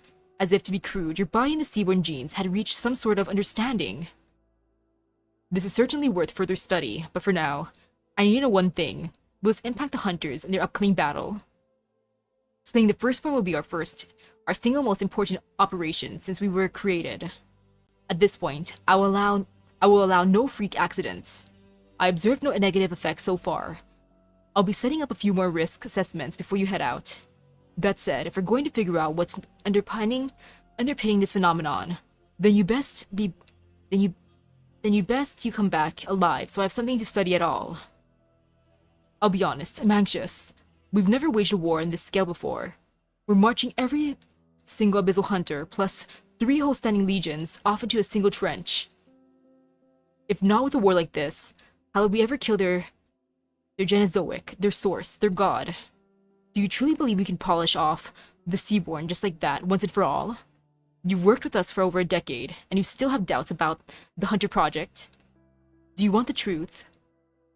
The truth is, I should have vetoed this project at the audit stage, a roadmap to warping evolution, predicted on sacrificing our own people's humanity. If not for you, I wouldn't have even entered its feasibility, let alone poured 10 years of my own blood and sweat into it. But it's a sunk cost now. The more I doubt it, the more crucial it is for me to be its core member, to steer it, with my own 2 hands. Yet I can't shake the thought of how many monsters this lab created, the majority of which were put down by your own 2 hands, Opianus. Yes. Their deaths don't even qualify as sacrifices to you, do they? A homeland ravaged by Seaborn will only wrest away even more Ægir lives. We've had this debate 1,000 times. We don't need another before I leave. Get the risk assessments going. Furthermore, suspend all ongoing hunter modification trials. Come again? With no hunters present, it would be difficult to deal with any aberrant results. Aberrant. Opianus, you've been the director of the Abyssal Hunter Project for its entire lifespan, and even you can't be fully confident in it, can you? That's the real reason you chose to be the first subject. Can this campaign put the Seaborn crisis to rest? Yes or no? Even you can't be sure. Blandus. Blandus is very, very, very empathetic. I feel like he's too empathetic for his job. No, Opianus. I've spent each and every day hoping more than anyone that this will end in victory. Maybe when you sail back, safe and sound, the project will have no more reason to exist. Think. We could even pick up where we left off in all of our old research. You barely even remember, do you? Well, I ran into our old teacher at the council. He asked about that dream of ours. The evolution of Ægir cells. It made for no particularly grand abstract, but glimpsing at our whole course we've run from a microscopic cross-section, that's a beautiful pursuit, and no one can tell me otherwise. From our ancestors swaying their limbs in the rivers eons ago, to us here and now, as we debate science and ideals, there's a flow to it all, an order of events. It's not too late for us to witness it, is it?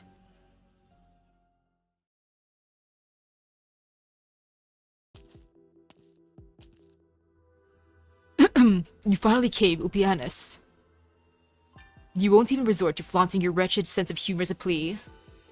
Ha ha, wretched sense of humor. Secunda would agree with you. You know, she's really grown to resemble you over the years. I fear we'll have another you in our hands someday. Along with the countless other yous, born by or against their will, throwing themselves into the fight against the Seaborn, and perishing in combat until the shores are soaked in Ægir's blood. It grieves me how she's changed. The changes in you, though, I can barely begin to comprehend. Stop what you're doing right now and explain your game to me. Blandus, cultist of the deep. You're late. I've hardly anything for you to stop now. Just a moment ago, my hollow chart received a signal from Nest 37. The final beacon is activated, and the Class 3 weapons are warming up. You're not putting this one down, Opianus. And if you hope to learn what the Church is planning, I can't help you. They were tripping over themselves to protect me out of their own wishful thinking, and then one day they just went and changed their minds. If not for their actions, I know I might have been caught long ago. No, though, I've never counted myself among their members. I can't even make heads or tails of their warped doctrine. Still, if you're asking what drove me to do all this, I would love to bend your ear. Excellent, then I won't need to resort to violence. Ha ha! Violence. Still taking that as your first impulse. If it weren't for the embarrassing situation you've put yourself in, I'm sure the Institute of Development Planning would love to have a chat with you. Want to know something? It took only moments after the failed campaign for them to declare you all dead. Then soon enough, the Institute came down to me with an invitation to restart the Hunter Project. Ooh, hello. You haven't seen the casualty report for that campaign yet, have you? You should have a read. Abyssal Hunters, Legionnaires. Their sacrifices, a tragedy, yet the ending a farce. Violent resistance was always a dead end. The project was dead in the water from the start. Granted, Ægir's never used crude platitudes or propaganda to encourage such sacrifice. Every one of the project's subjects was given the freedom to make an informed decision. But using the sacrifice of our citizens as a market standard, well, that makes the very question of free choice much ado about nothing. What's an Ægir's worth lay in all that they had built up and created during their life, and now, our very lives, even our deaths, are price tagged. I will record your words, even though it's pointless. Blandis, I expected your suspicion, and is sent to drive you to search deeper, not reduce you to the cowardly, self-deceiving man you are now. Well, Blandis technically isn't a part of either side. He just does what he thinks is best. Which is very, very selfish of him, honestly, but... Oh, Blandis. Blandis. He was too empathetic for his job in the first place. This was not the right job for him. Whether out of passion or mourning, it's still the same brand of rhetoric spouted by every fallen claiming to foresee the fall of Ægir itself. Assigning a character to a nation, anthropomorphizing it to critique its values, even as a method of inflating one's ego, it's shoddy at best. But even as you weep over the senseless sacrifice, have you never imagined how many lives your destruction of the waterway program will take? Destruction? No, Ulpianus, I'm trying to open up a true path for us. What have you done? Now, Ulpianus, be patient. I have nothing to hide. Blandis brushes past Ulpianus and stops before the holochart. With his back to his old friend, he presses a finger over the sea of glowing dots and points to a flashing spot on the top right corner. See that? That's where the hunters are right now. They activate the last beacon and are probably caught in a deadly struggle, but they aren't in any danger. Any true danger, that is. The moment they can fight no more, that's when the weapons kick in. The Seaborn will cease fighting. Every last one thronging one of them will fall asleep. Keep going. If you remember your auto-adaptive junction tech, you have no trouble understanding what I tell you next. That old surgical accident I had. Well, you were right. It was absolutely worth the further study. The junction brought about a homeostasis in you on a microscopic level. Your body no longer rejected the Seaborn genes, and they miraculously stopped overtaking you. It may have been by chance, but in no time at all, I was able to reproduce your phenomenon on a macro scale. To an extent, I could delete the hostility Seaborn bore towards humankind. And before Gladia's unit left for Nest 37 during the surgery, I took the opportunity to reproduce that accident of yours. You wanted to recreate in the hunters an accident with no proven explanation, no clear effects, and not even a trace of actual, rigorous verification. No. What happened in your body has long since graduated from freak accident. While you were missing, I spent every waking moment on the research. I trusted you hunters were still alive, trusted you would come back, and that I could help you be free of that blasted fate of yours. But you refused to restart the Abyssal Hunter project. How did you? Were you experimenting on yourself? No wonder your body stinks of miasma. Haha, my physical condition doesn't hold a candle to yours naturally. I haven't much longer now. I can practically feel each second of my life slipping away, but it was worth it. I'd done all I needed to. Tell me, Ulpianus, that the hunters were born to be a solution, not a tool, not a weapon, not a concealable destined to be tossed aside. They were. Good. Then the project was a failure, but the hunters still have a chance to fulfill their calling, yet not through senseless slaughter and sacrifice. You'll live to show your worth, not die to give Ægir a few more final gasps. The Abyssal Hunters will be the start of a revised relationship between humanity and the Seaborn. If I can have them mistake humankind as their own, then maybe I can get the many to see the Ægir as a neighbor. And you had your eyes on the waterway program all along. More precisely, the waterway program came to me first. Clementia reached out to me at practically the same time as the Institute. She let me in on both the game plan for the waterway program and the research project for the Class 4 weapon array. Weapons rooted in biotech like them can impact seaborne behavior at large. The theory grounding them has a natural affinity with the auto-adaptive junctions. By then, I'd already gathered the data I needed to perfect the junction tech, to the point that it was no longer limited to human subjects anymore. So I made a tiny little tweak to the Class 4s. The instant they activate, we can close the book on our fight with the Seaborn. The Abyssal Hunters, the Class 4s, it'll all transcend the boundary of species. It'll become a path, a bridge. You can't make this up. 2 centuries of constant war between Ægir and the Seaborn. And one little trick is likely all it takes to stop it. Maybe the severity of this war was a fiction from the very beginning. Now, I mean, no offense to our predecessors, but at least we still have the power to choose a different path. Not that I'll get to see it. The rest is out of my hands. At least I was lucky enough, in the end, to see you at the Safon Theatrum. You're the one who started the Hunter Project. You know your way around a self-adaptive junctions. You've been through all this. Only you, will be honest. Only you can keep the work going. Is that why you were so blithely waiting for my arrival? To entrust your work to me before you die? It's my turn to invite you, Ægir and the Seaborn, to have a chance of achieving true symbiosis. Perhaps that's a future you wouldn't mind bearing witness to? I refuse. I did expect that, but still, it was a little too blunt. To be honest, this is the control room where I'll die, but... Blondus, even if your death is certain, you must know, you have no right to go regretting anything, fighting anything. Blondus is just getting rejected over and over and over by everyone. Blondus. Blondus, my dude, this is not for you. There was a time, not so long ago, when we ventured to make sense of the meaning of our existence by studying how our own Ægirian cells had evolved. But you ruined everything you had with your own hands, all for one wild flight of fancy. The Seaborn are noxious scourge upon the ocean. There is no point in doubting that. They're beings full of unknowns, yet you believe in symbiosis with them, as if they're your friends. Blondus, that is the same arrogance the Ægir had in assuming victory was inevitable. No, this is that 100 times over. Are you even aware of what you're thinking? Can you describe this hopeful vision you see in your fantasies as symbiosis? Are the Seaborn to be magical seafloor fairies spoken of in children's stories, or will they be our beloved household pets? Will Gladia debate philosophy with them? Will Scatty take tea time with them? Will Laurentina be dancing with them? You can't paint even a single proper picture, can you? Your own proven record as a scientist, you were thrown away. When I see you now, Blandus, I can only laugh. I've never heard you say so much in one breath, Opianus. You mean to tell me you despair, yes?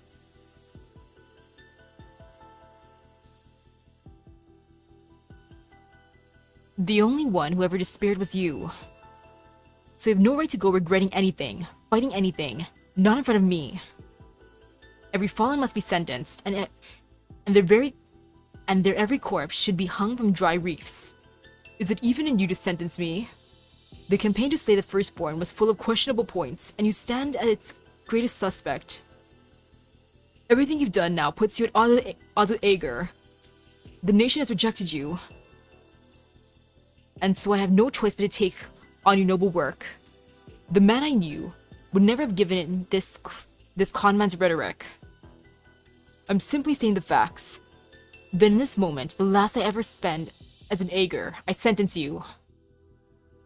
Blanda says nothing back. Perhaps he's lost the energy, or given up on retorting.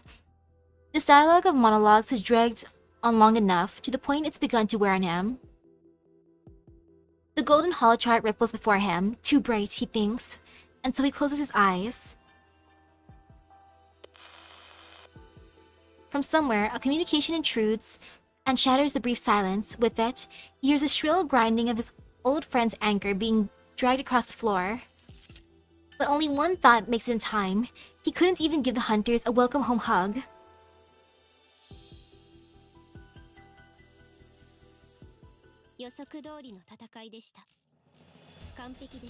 Oh, blondest, blondest, blondest, blondest.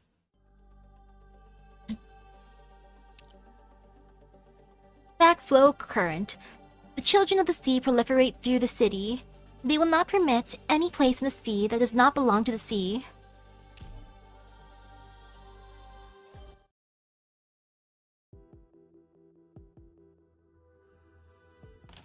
Did you put him out of his misery? Signor Upianis? You? Phew, so it is you. Okay. We met once at Grand Faro. Actually, it was you who approached me, though I never learned your name until after I got here. Please, you're not supposed to be here. It's... Lupianus basically had a moment with Blondus like, man, you lived long enough to become the villain, my boy. Well, time to put you out of your misery. Control center for the beacon tower. That man on the floor, did you do that? It's the most fitting end for one who fell. What did he do? None of your business, young one. Leave this place for your own safety. The nest beacons have all been activated. The sabotage weapons are warming up. How else could I warn the hunters? Is Laurentina's group in danger? Did this man do it? Is that why you... You won't tell me. You won't trust me. Well, I don't trust you either, honestly. You never introduce yourself, and seeing all this, it's really only right to suspect you. But they're your friends. You're hunted too. I think I know a little about your tales together. He did his dirty work on them before they left. They're still caught in the seaborne tide for now. I'm not entirely certain what's going to happen, but the danger is definite. If they went to plant the beacon and are still in the nest, maybe you could send their beacon a signal from this tower to warn them. I was helping out here earlier. I know roughly how the basic controls work. Then do it. Okay. I feel a little bit bad for Blondus just because of how he wanted everyone to be friends, besties, but then everyone kept on rejecting him. Literally everyone. Even the church basically rejected him too. He belonged nowhere. He just wanted to be friends with everyone. Heck, he wanted to even give the hunters a hug, but they're just like, nah, I don't want to talk to you, Blondus. I'm just here for my checkup. Nothing more, Blondus. Blondus, no. Poor Blondus. Okay.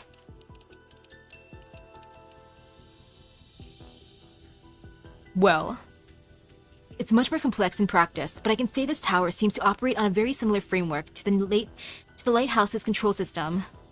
As far as I'm aware, Briogan passed through the city and aided the tower reconstruction effort. The technician mentioned that the tower will automatically navigate the weapons once every beacon is active, and the other controls will be locked out by the program. So if you want to send a signal to one of these beacons, let me see. Just as I feared, it's impossible to resume control. Do you have any way to circumvent the lockdown? If Briogan was involved in the reconstruction, then maybe, just maybe, I have a very stupid plan. My entire time here in Millennium, I've been trying to get to understand the man Briogan was. He had a habit of writing things down, always noting his thoughts, his suspicions, etc. He kept it up even on dry land. Was it so he wouldn't forget things? I think I can try temporarily shutting down the main control panel's data decomposition system like this.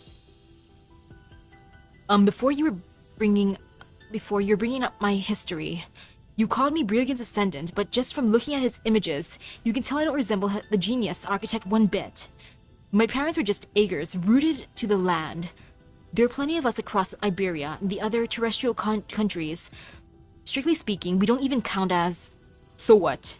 It used to trouble me, but recently I've been learning to let myself get over it, to not think so hard about it. It's just, you were the first to ever mention that to me, so I wanted to be sure. Why did you think I was? True, I did miss the mark, but I never engage in baseless speculation. There is more of a bond between you than you think. A bond? The profound silence ruined Iberia. The lighthouses fell dark along the coast, and the doubt and suspicion grew in their shadow. Briogan was forced to flee the splendor he himself has designed. Granfara was one place he sheltered while on the run. The research notes your parents left you are undoubtedly connected to him. There are people he knew and could entrust his life's work to. Look at what you're doing now, young one. You may not be his descendant by blood, but you have certainly inherited a portion of his wisdom. Millennium is the first Ægirian city you visited, and coincidentally, the last Briogan stopped at before leaving the country entirely. His trail covers the entire seabed, and everywhere he went, he visited those of great repute to share his thoughts on dry land, his conjectures on Terra's future. He had hoped someone would head for the continent with them, that one day, land and sea might stand against crisis together, seek new possibilities together. Many admired him for his talent, but perhaps his suggestions were too ahead of his time, for in the end hardly any responded to his invitation. In Millennium, he even volunteered to take part in this tower's reconstruction in exchange for an audience with the then consul. And, do you need to ask, he was rejected. But as the work finished, he made the final decision to wrap up his winding tour and officially depart for the faraway soils, even if his time on the road had gained him practically no support.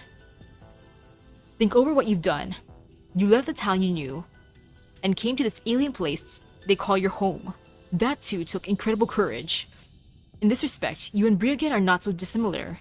Conversely, if all you'd shared was just blood, then that would have been something to be ashamed of. I do not usually play psychological counselor, Jordi Fontanarosa. I think, really, that did it. At the very least, signaling the single beacon shouldn't be an issue. Let's see, Nest 37. I hope Laurentina and her friends notice. Actually, Senor Uplianis, is it just me or is it the air getting stuffy? Uh-oh. Why is the air getting stuffy? That's not good. My comms just picked up a faint gravitational wave. What a strange feeling, seeing the ripples in space-time with my own eyes. Just like the manual, seems the beacon's already active. According to Clementia, this beacon going live should mean the Class 4 weapon array will automatically come online. We should head back the way we came, immediately. Aw, and Hiro was thinking we'd stay behind and enjoy our front row seats. What's so fun about watching cannons fire? Oh, were we supposed to have something rather different in store? Weren't we supposed to have something rather different in store? I thought we'd see the Seabourn silently popping up all at once across the entire stretch. How poetic, how fitting, when you consider all the little bastards' wrongs, no? Though Class 4 weaponry may not affect us, pointless dithering will only invite more variables. Ooh, hello? Humph, fine. Off we go then. Vacuole merrily whirls.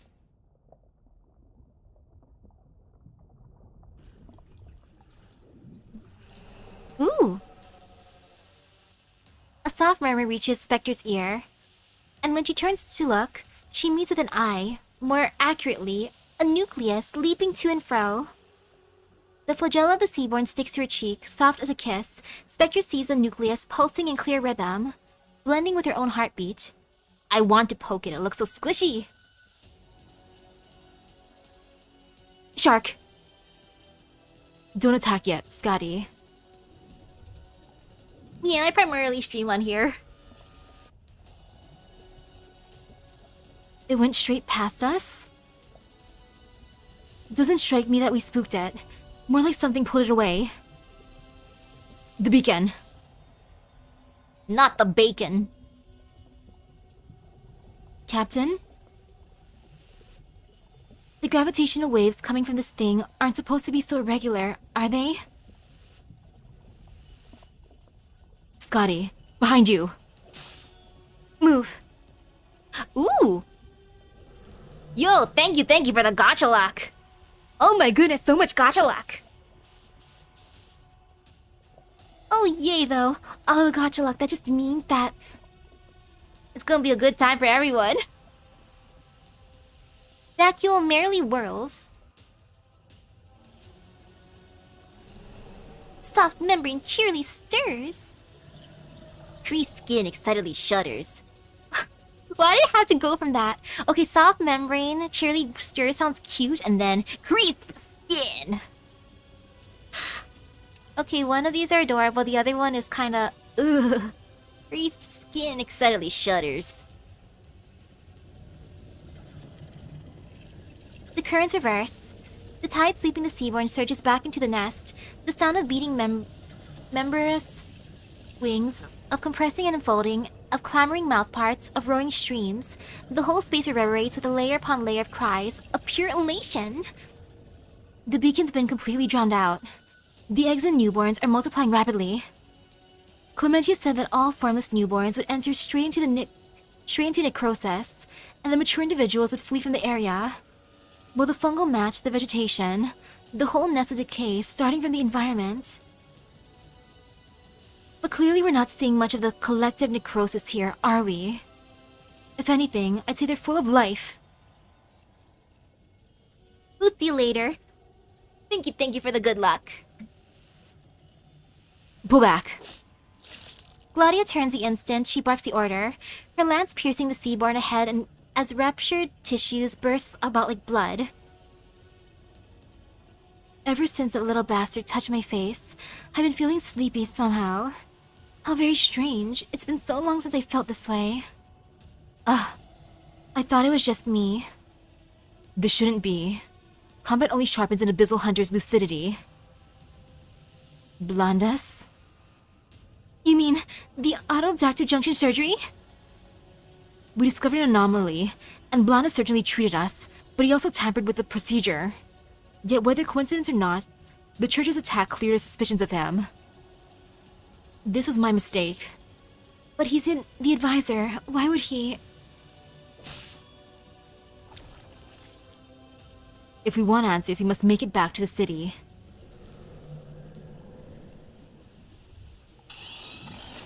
Oh, good luck to them. Spectre skips ahead at the vanguard. Her dance as graceful as ever. With but a twirl, a high RPM saw blade leaves the seaboard ahead carved in two. Vacuole excitedly swells.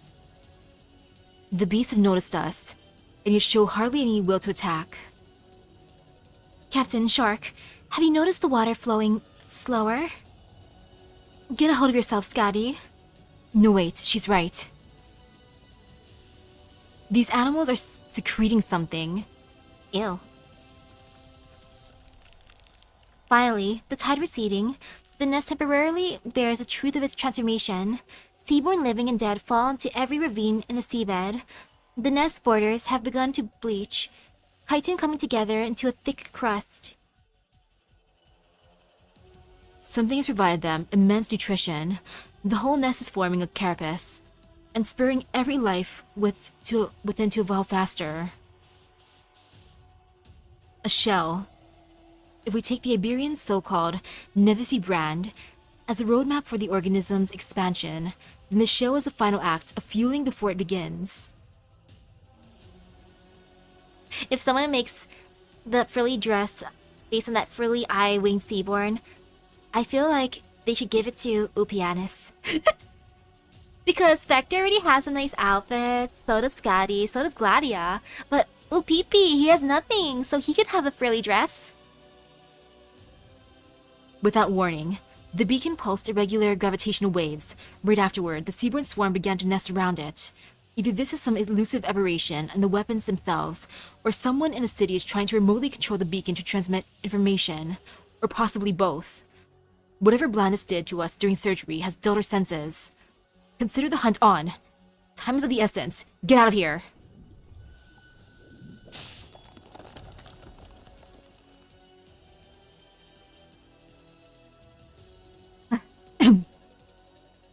Your cheeks are flushed and your clothes soaked through with sweat. I'm not nervous. No. You're accustomed to dry and arid land. You're more sensitive to dampness than an average Ægir. The humidity is racking you. I wonder how the humidity is here. Because if Jordy's not used to humidity, like over here it's very, very humid, so I wonder if he'd hate it here. Out of curiosity, let me check the humidity. Because if he's sensitive to humidity, I wonder what he's technically used to. Because for over here, it is, let's see, go to my app. It be... Oh, it's not bad. It's like 81% humidity. Yeah, not bad. 81% humidity. I wonder if that'd be too much for him, or if that's like kind of what he's used to. Hold on. Look at the chart. Densely packed biosignatures from right above us. It's a dome above the tower. The Seaborn are seeping into the city through there. No, but weren't there 2 legions out there keeping them at bay? Plus the hunters. Even if some from other nests slipped around the perimeter, Millennium still has countless sensor units across the dome and all sorts of complex defenses. How could the Seaborn get into the city without a sound? Did this tower draw them in? But why? My guess is someone showed them the path. Blundus, had it ever dawned on you that your folly would lead to such a disaster? Ulpianus is pensive. He does not turn to look at the culprit of all this, lying motionless on the floor. He stares closely at the holographic sea chart. Dots representing the Seaborn swarm converge right on Millennium's coordinates. They shine like the stars.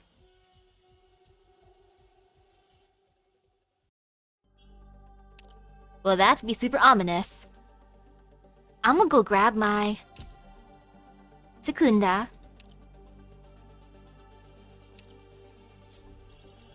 Would this be like the final, a 2/3 way before the end, basically?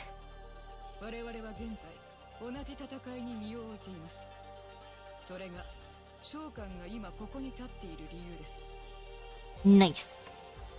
And she's a defender. Oh, cute! I like this. Irene is a sword and Underflow is a shield. Oh, that is precious. I appreciate that. That is adorable. That is very, very wholesome. Thinking about it that way. That's the only cute part about this event.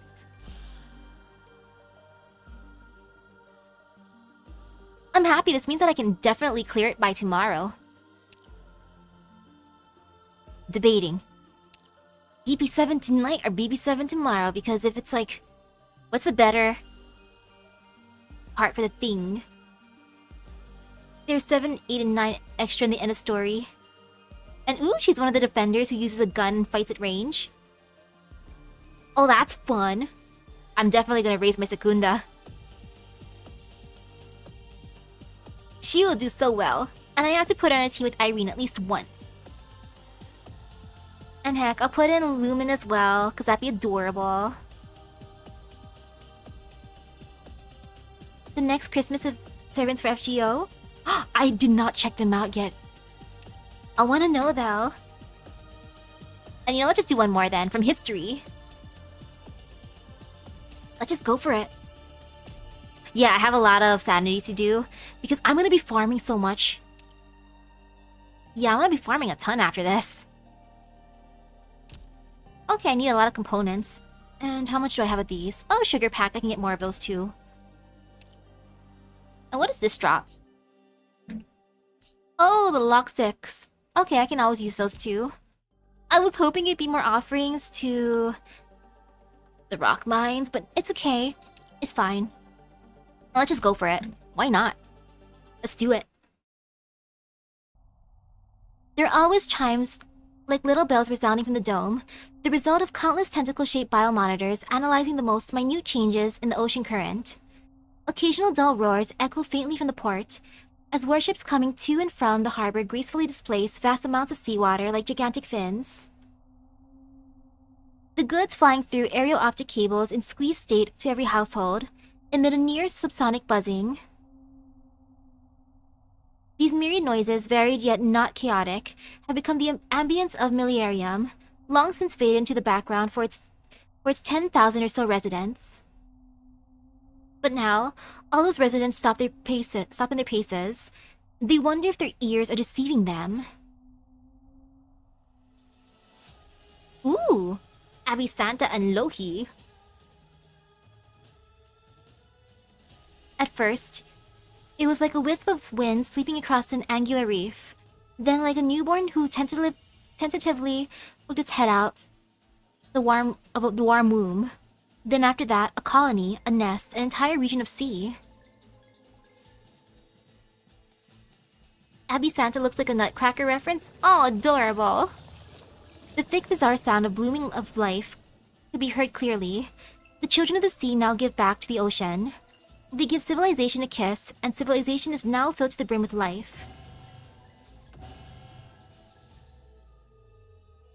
Look!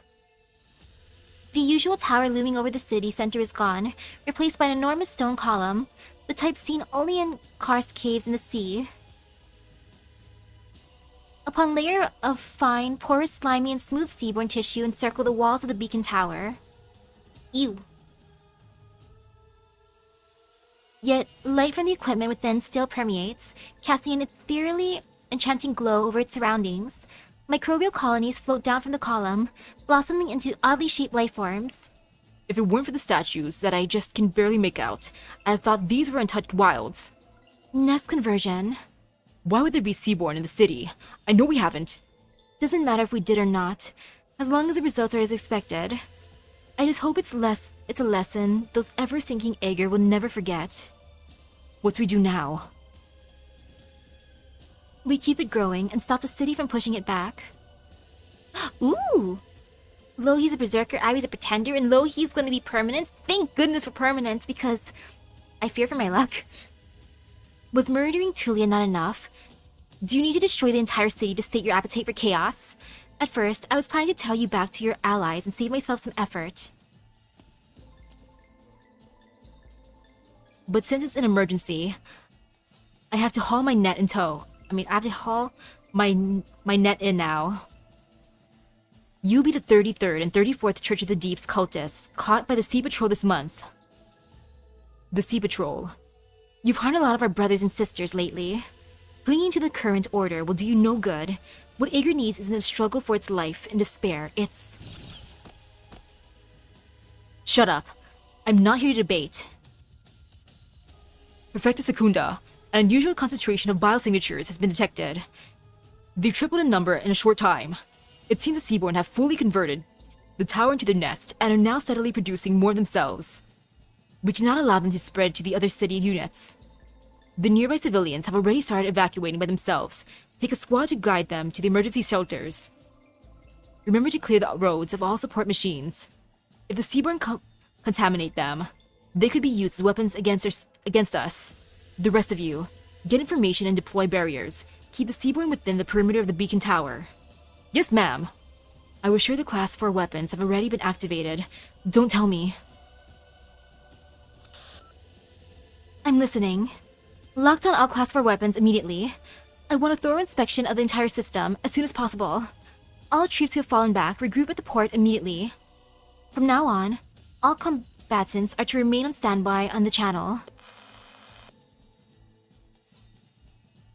This isn't quite what you described. I'm guessing this isn't part of the plan?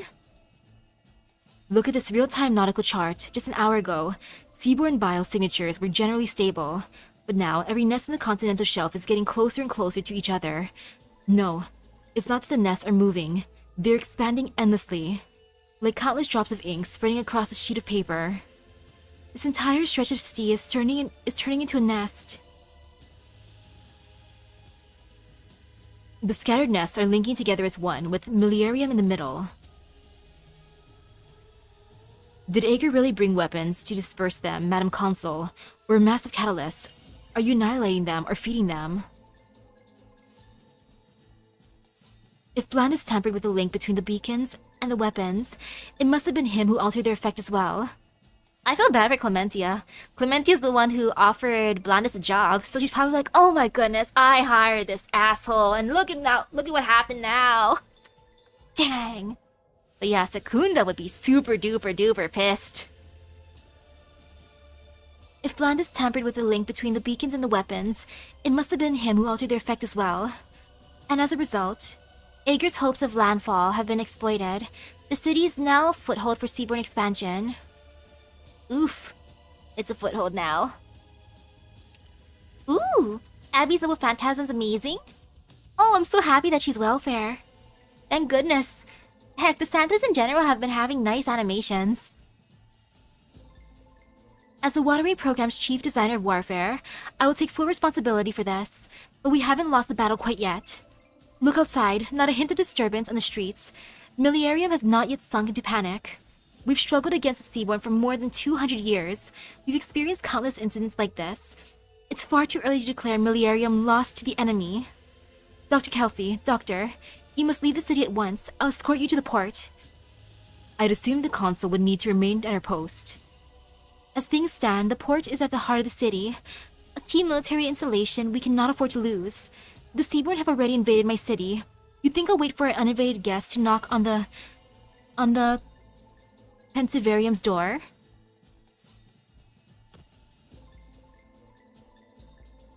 Oh, Liz! Ouch! Just ouch! Wrong Lancer. Gah! The air is getting more humid the further we go. I can barely breathe. Watch your step. Use your device to float over. Don't step on that. Nethersea brand? Indeed, yet another means for the Seaborn to extend their reach. They've already spread from the top of the tower to here, much faster than you see on land. The Seaborn are nesting in the city, above our very heads. You said there was someone directing them. Why? How? This is the work of the dead man, Blandis. He spent his last 5 years on this. According to his farcical plans, the signals emitted by this tower would, along with the weapons we brought, become a bridge connecting humanity and the Seaborn. He has indeed built a bridge of sorts, but the Seaborn have not reciprocated his ambitious goodwill. Our connection has only served to alert the beast to Millenarium's position, and given them an understanding of our defense mechanisms. That is so ouch! Even Opianus is like, well, even though Blandis kind of liked the Seaborn did not feel the same way about him. Blandis has 0 against him when it comes to all the people who rejected him. Or all the people who love him. They all rejected him in the end. Poor Blandis taking L's even now.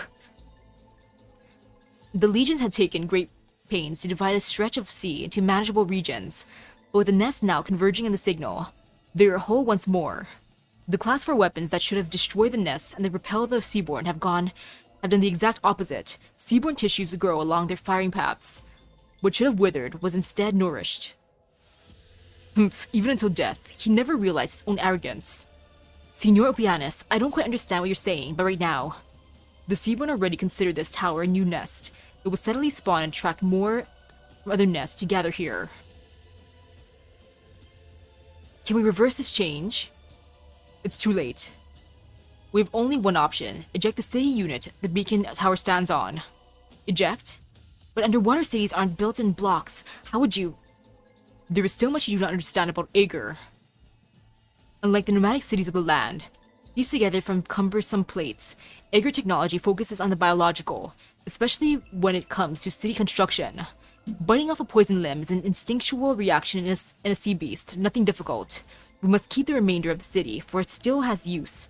Otherwise, the Seaborn in the area will eventually unite into one, and no one would ever be able to stop them then. They'll come ashore without a hint of resistance. They'll land in Iberia. What do we have to do exactly? A massive yet precise framework supports each city unit of Millenarium. The operation system controlling the linkage of the tower's unit should be in this control center. Once activated, it will send the entire tower into the depths.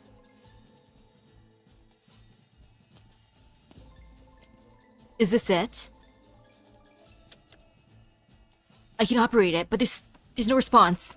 It doesn't seem like there's any issue with the system, so it must be the linkage itself. The Institute of Facility Management has specialists dedicated to the maintenance of the framework. It is less likely to malfunction than a hunter's weapon is to rust.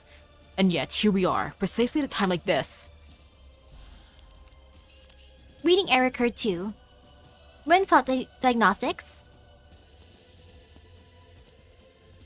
Do you need my help, Mr. Avidus? Oh no, I was merely observing this abandoned little handy. Could he... Could he know something about this? I might know who to look for. Contact Ægir soldiers outside. They'll help you exit this place. Are you going to stay here, alone? You still have doubts about me, young one. Good. But someone needs to stay in this control center. Once the tower completes its conversion, Millennium will be unable to eject it, even if we manage to repair the linkage. A sea beast cannot spit out its heart. When the heart is no longer its own, I must remain to confirm that the framework has resumed operation, then eject the tower myself. But if you do that, you'll sink along with it into the hordes of Seaborn. You needn't worry about that, or do you mean to say you'd more suited for that duty? You don't have much time, young one. You have already... Isn't this the frequency of the beacon tower? Secunda, Sea Patrol. Who's inside the tower?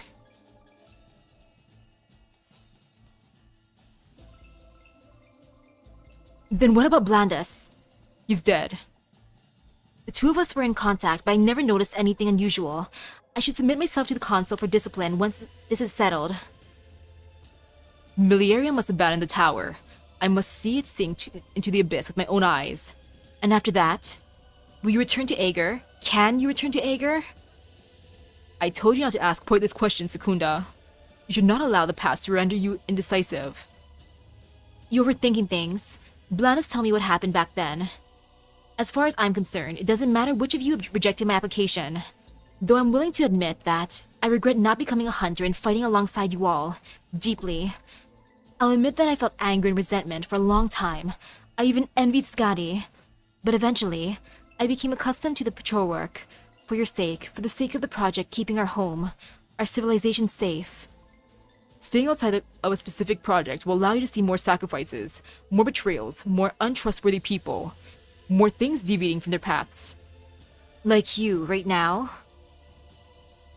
Have you thought through what you should bear?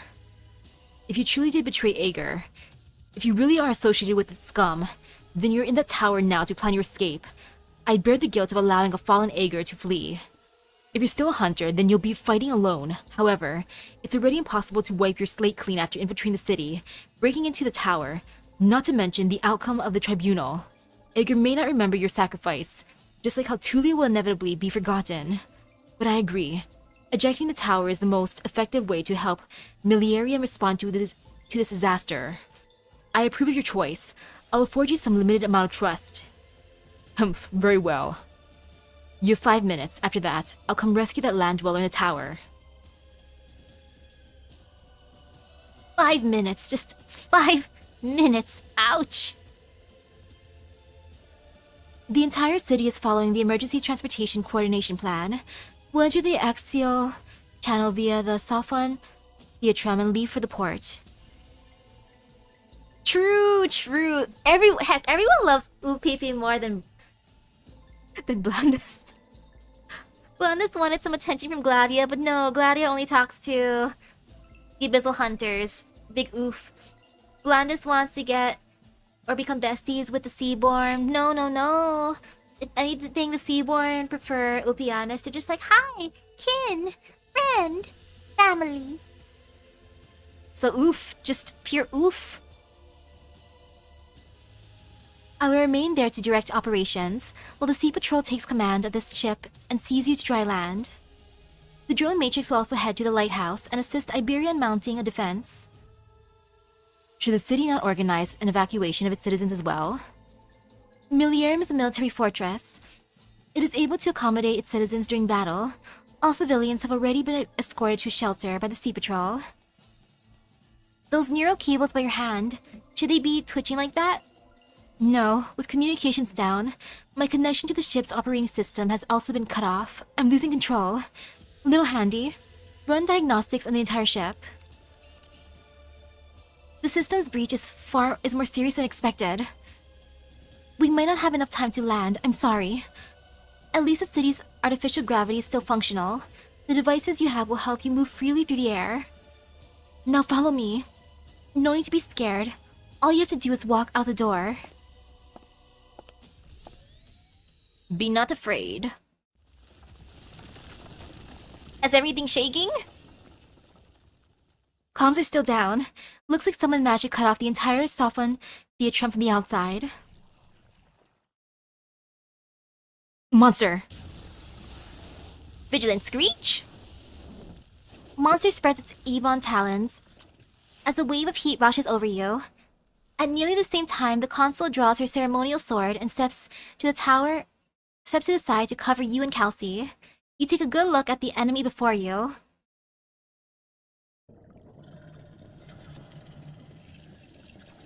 Oh. It looks pretty so far.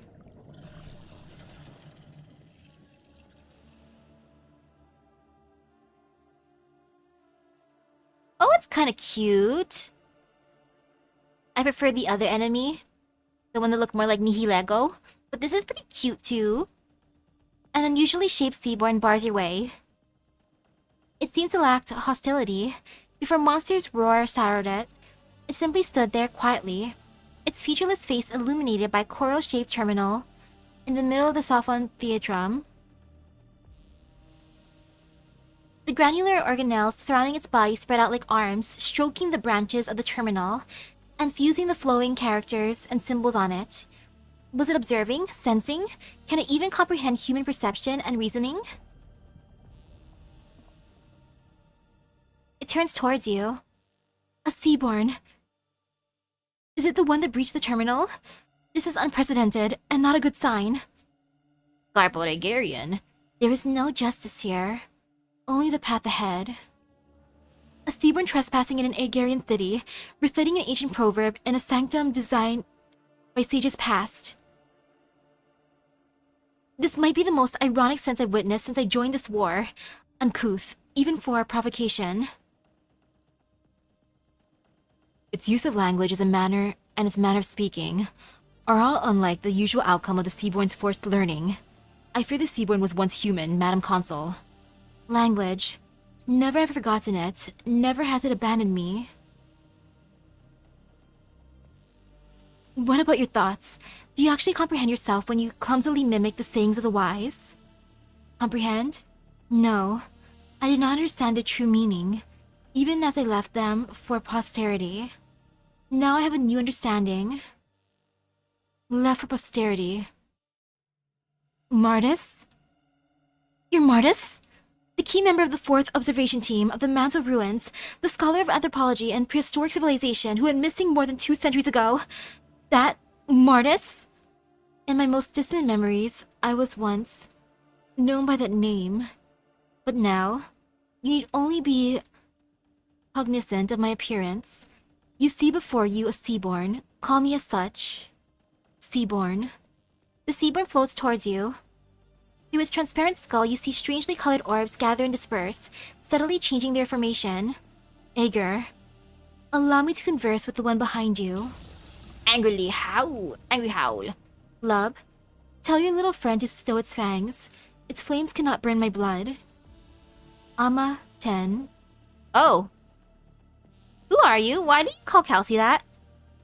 You know who Kelsey is? Who are you and why did you call Kelsey that? Stay vigilant, Dr. Misaki. I'll speak with it. Kelsey, I see now. If you are accustomed to that name, I can call you by that.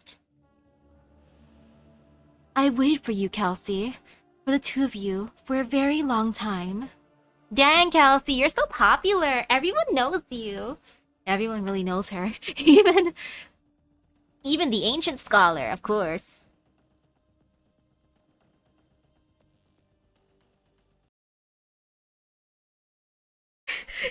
This one needs to die. It already knows way too much already. No. Let's just befriend it. I think we can become friends, maybe. Oh man, bad placement. Oopsies. Oh, clearly my bad. Oh well. Too late. I want to block off this way. Yeah, it's good. I'm just creating my platform ready for everything. This is all fine. Silly fishies, no doing a thingy. No numbing. Alright, there's decent. Okay.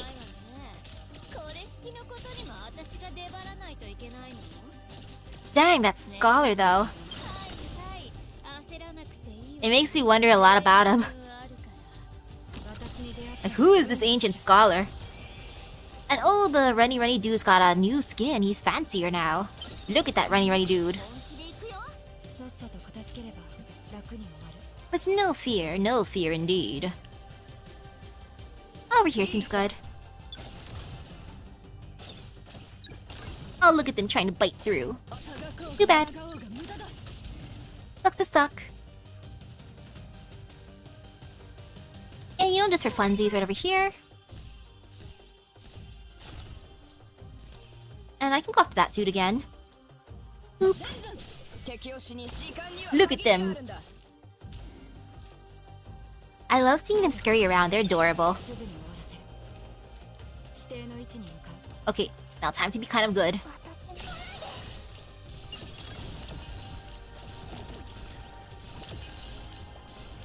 Okay, no fear. This will be easy to farm afterwards, at least. That I appreciate.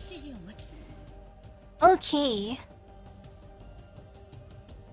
Have I ever tried to use Manticore for anything? Well, early on when I first got her, but at this point, not really. And, oh. These dudes be zooming. Look at these dudes trying to vibe. Kind of adorable. Okay, so far so good. Oh wait, sorry Susie, I wasn't paying attention to you. Oh, my bad. Oh, I got scared that the game was gonna glitch for a moment. But no, it's all fine. Ta-da! Now I can easily farm. Yay! There's so many energy potions, sanity potions to use. Long have you walked the land, Kelsey. The changes in the sky would not have escaped your attention. The seaborn raises its head slightly, gazing up with its non-existent eyes, perhaps a habit from the time it still had them. Above the dome, beyond the infinite water, something in the distance seems to have caught its attention. Tell me, how long will it take for that hole to close again? I see. Ægir was right. The seaborn had a clear reason for leaving the ocean and invading the land. You came because you noticed the change in the barrier. I have seen through the eyes of we many who have ventured on land. There is a ripple in the sky. The immutable veil has been torn open. Your survival instincts have driven you to monitor every change in the environment and the dangers they signify. Dangers? Yes. You're indeed sharp, Kelsey. Your program runs smoothly. Our communication will be effective. The calamity that hangs above Terra, the eyes that gazes upon us, does it see the abnormality of the sky? Or has it already?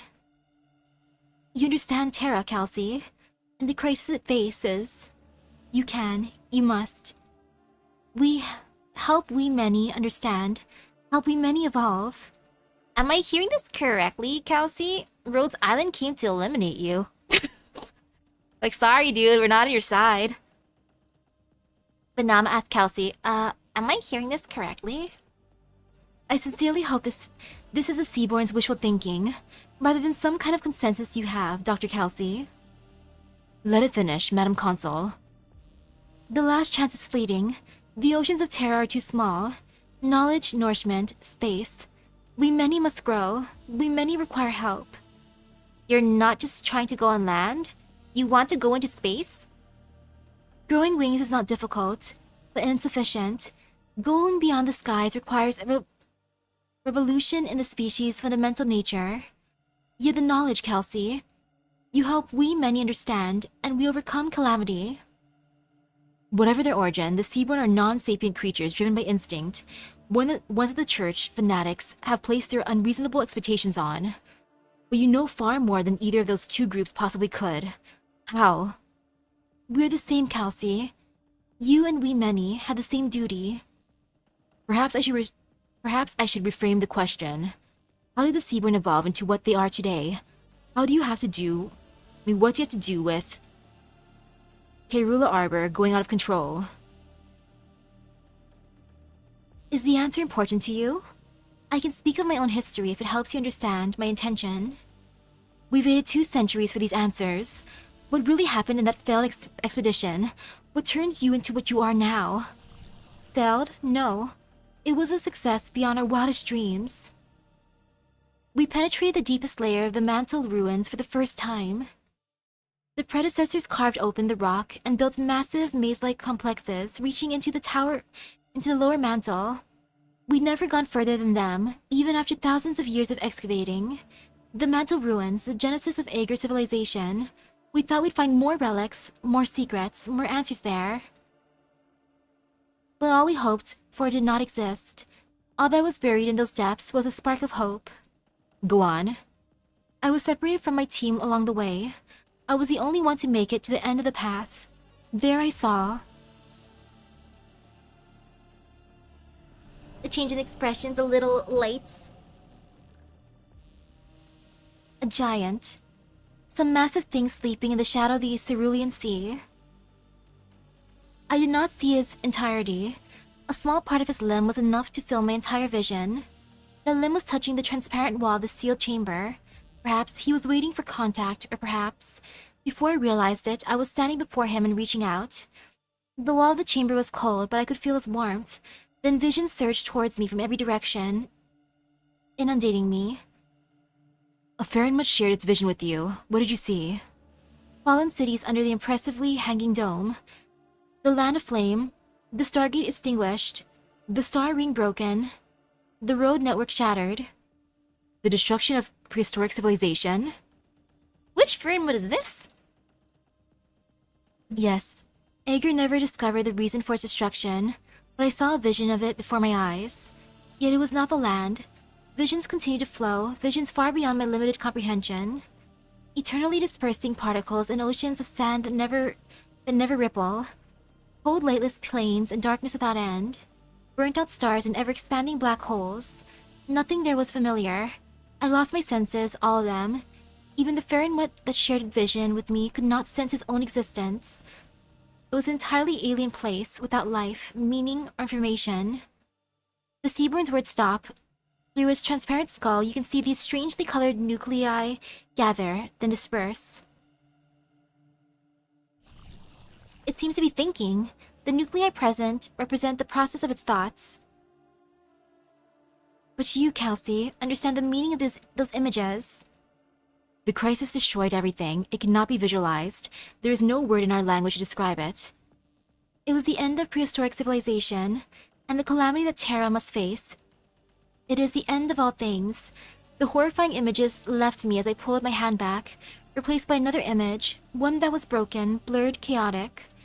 He and his children shall devour all that is living, and consume the moons and the stars. All that is living and dead shall nourish him, and he shall murmur at the end of time, survive. Over and over, survive. Chaotic murmur. Was the Fahrenheit asleep? He was trapped within a dream. The dream stagnated, evolution stagnated, duty stagnated. He was trapped in a cerulean cave. Therefore, I must awaken him. No, I don't think you should awaken him. That sounds very ominous if he's gonna devour everything. Cassia! Magister Avitus. Did you and your comrades go into hiding in order to destroy the city from within, waiting for when the Sea Patrol's guards was at its weakest? You should be evacuating, Magister. The Sea Patrol has noticed, Cassia. They're investigating you. You're showing this much concern for me because the tiny embryo I left in the incubator reminded you of the past. Am I right? I'm just curious, do you regret your decision? Now's not the time for this. The Seaborn have invaded Millenarium. Stop what you're doing or the city will be lost. Isn't it a little late for that? Why did you choose to betray Ægir? I told you, the Seaborn have revealed the weakness of Ægir's very foundation. Before people can regain the will to live, the collapse of their values will have crushed them already. Once you were a great scholar, but what are you doing in the city now? You found out about me a long time ago, didn't you? You had many chances to stop things from getting to this point. You could have reported me to the Sea Patrol at any time. But you did nothing. You sat and waited, watching everything happen like a blind fin spinning in a whirlpool. Did you come to Millenarium just to witness the destruction? And validate your own despair? I'm not. I can still stop you. As long as life remains tied to any value system, it is doomed to eventually collapse. Life itself should be reason enough to live. We must rekindle our most basic survival instincts and force the people to reassess the values they once held in such high regard. Only by doing so can they be saved from despair and becoming like you. Like me. Watch out! Cries and buzzes excitedly. Half surprised, half not, just because that Kirula Arbor would be brought up eventually since, sea stuff. If not here, then probably the next event. As in next Abyssal Hunter type event. Cries and buzzes excitedly. Humph. Cassia got away. The linkage here was sabotage. No wonder it didn't work from this control room. Leave this to me, ma'am. The Seaborn are approaching. My mentor at the Inquisition taught me some arts, although my talents are nothing to write home about. Also, he's a healer. The woman worked at the Institute of Facility Management. She'd know how to sabotage the city unit framework. I appreciate your courage, Jordy. I'll call on people to get this area under control. As for Cassia, she's mine. Rapidly flaps fins. Whoa, already? Are you going to keep lying there, Mr. Avidus? His student had vanished. Avidus gazes upon the young man who suddenly appeared before him. The fear in Yordi's eyes is obvious, but he lights his lantern with a trembling hand. Jordy, I heard your conversation.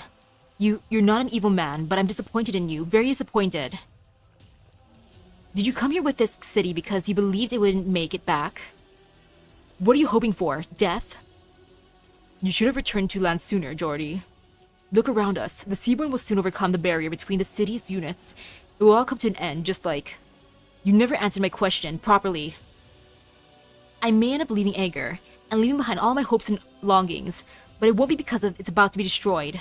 I've read The Death of Life, you know, but it didn't answer any of my questions. Let's say all of your predictions came true, and that at some point in the future, we'll have no choice but to watch our homes come to an end, to the end it depicts, just like that man in the book. But does the destruction of civilization really weigh more than that of a city, a family, or a person in here and now? I don't understand. I just don't.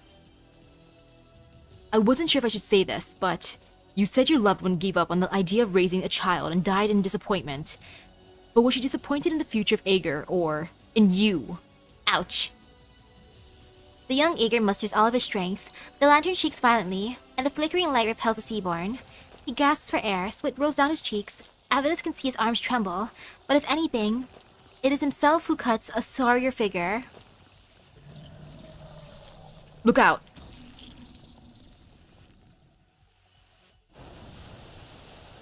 You smeared your bodies on the outer wall, infiltrating through the trail of weapon fire before reshaping. What a convenient form of life. Seaborn. Joyfully convulses its gelatinous body, excitedly sway its fine tentacles. You here. Nest we seen. From nest you leave. Incomprehension. Pianist, kin. You here, wait, us. Pianist. Pianist. No? Confusion? Rejected. Pain convulsions. No need pain. Individual death, eternal. The many survival, eternal. Pianist. I lead you. New individual, born for you. Help you. Extend me. Gladia. Upianis. There is no expression on Gladia's face. She holds her lance sideways, its point touching the floor. An almost imperceptible posture, enough to mitigate the fatigue that continues to rush up from within her, and to support her as she stands before her long-absent colleague. Your friend is now a pool of goo, but you still need to answer its question. Such rowdiness. This is really poor dance etiquette, you know. Huh? Dance is an art. It's all about elegance. You can't make it work with strength of numbers. What? that didn't pierce it. This used to be a cluster of coral exchanged by the seaborn. Now it's a wall. No one knows how thick it is. The warning from the city. Its unusual movements of the seaborn. The results of the abnormal surgery. We must get out of here and find out what's happening at Millennium. The entrance is gone? No, it's us. We're losing our sense of direction. Capsidization. Everything around us is hardening. The algal blankets, the unhatched eggs, even the waves. The entire nest will become hardened shell for these creatures to store their nutrients. A shell without a single crack. There's no way the three of us can. Even worse, the stagnation environment is exasperating our exhaustion. Captain Gladia? Shark? Behind you. Hums gently. Well, these things are adorable. Ew. I say they're adorable and Scotty's just like, ew, nasty. Nest become whole. Soon the sea. You can. No harm. We many accept you. We many protect you. Here, much nutrient. Sleep. Only sleep. The lethargy, which had heretofore been suppressed by the fighting, begins to spread through every limb and organ. The thick and hard shell solidifies the waves, all is stagnant. The hunters vaguely sense their consciousness sinking. As though there is no bottom, the hunters hear the song. Coming from right beside them, coming from inside them. Ishar, Mila. The hardship we suffer is ever present. The life we thirst for is ever present.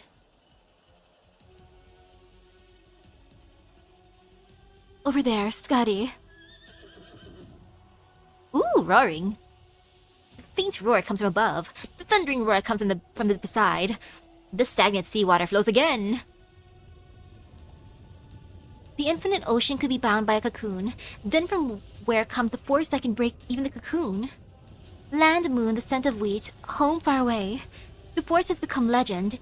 It has shattered mountains, death, time, all that is tangible and intangible. He will not be bound. Yay! Loud neigh. The last night. Oh, I love the last night. And sure, go ahead and post. I hope that it won't ban. If it does, I can unban you. You many alike. From where? Ah. The waves, you built them, you hardened them. Are you? Bring this to land. Will not allow. Contradiction, wilderness, mountains, rivers, wheat fields. Land is just land. I seek, I reproach, I crush. The one who was with Ulpianus. Phew. A pleasure to see you again, Sir Knight. You, not kin. Furious roar! I love how he just roars at them. Agitatedly twitches soft tentacles. Excitedly flaps creased fins. Out of the way.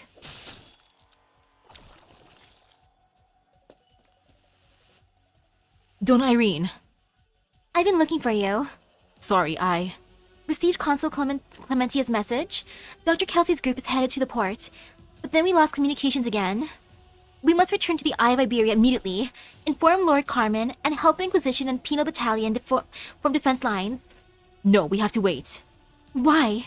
Most of the invading Seaborn are still under control near the beacon tower. If the unit can be ejected, then Millennium is not yet lost. It can even organize a counterattack. But the cultists have sabotaged the linkage to prevent it from being jettisoned.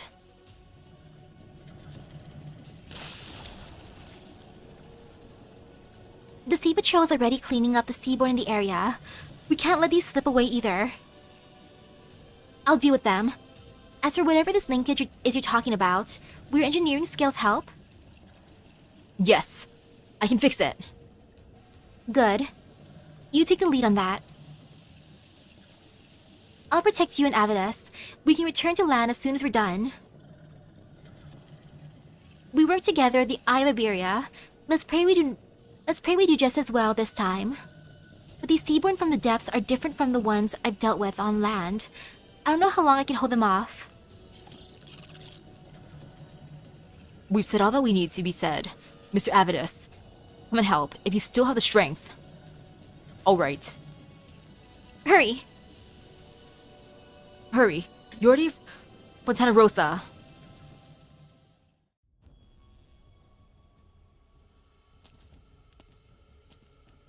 You warned us through the beacon, and the strange knight who appeared at the lighthouse broke through the shell just as we were about to fall asleep. Is he part of your plan too, Opianus? The madman who's forgotten himself and is an enemy of the sea, of everything abnormal that has become normal, and of himself. No one can control someone like that. We just happen to travel together. He is an enigma, but an enigma that also kind of is into Opianus. Everyone's into Opianus. Are you the only one to make it back? They're on their way. Breaking through the nest shell and returning through tides of Seaborn. Your speed was remarkable, but you're too late. You've seen what's happening to Millennium. The many have exploited Ægir, and Millennium will be the stepping stone for their invasion of the land. And what precisely is happening here? The first thing I heard when I arrived at the port is that the abyssal hunter, Opianus, had entered the control room of the beacon tower and killed the weapons technology advisor of the waterway program. And indeed, Blandis' body is right behind you. You're quiet. Aw, 6 months until the base update comes. Man, I wanted to be here sooner. I assumed you'd feel more anguish over him. I take it you figured him out, then, judging by your reaction. I doubt we have time to discuss a fallen traitor, even if he was once our closest comrade. Aw, look at you. Baldus, you weren't exactly unloved. They just were very cold towards you. The young man really did it. The linkage has been repaired.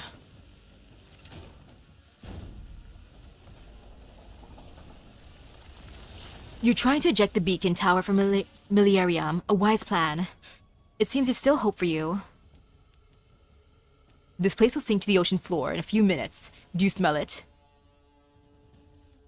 The stench of the frenzy, the seaborn above have noticed the changes to the tower. They're seizing the last opportunity to break the blockade and reach the other parts of Millennium. Leave, Gladia, now.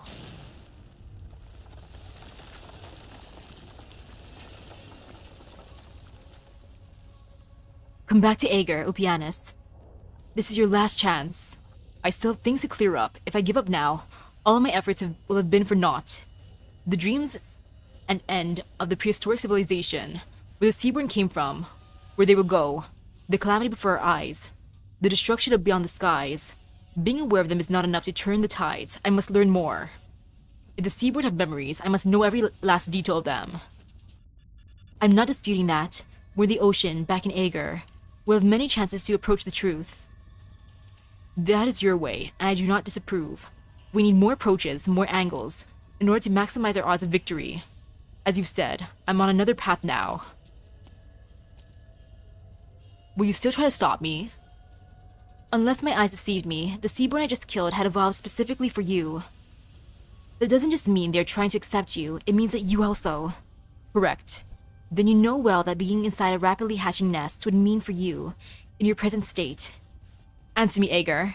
How much of your mind is still your own? Is there even enough left for you to choose death?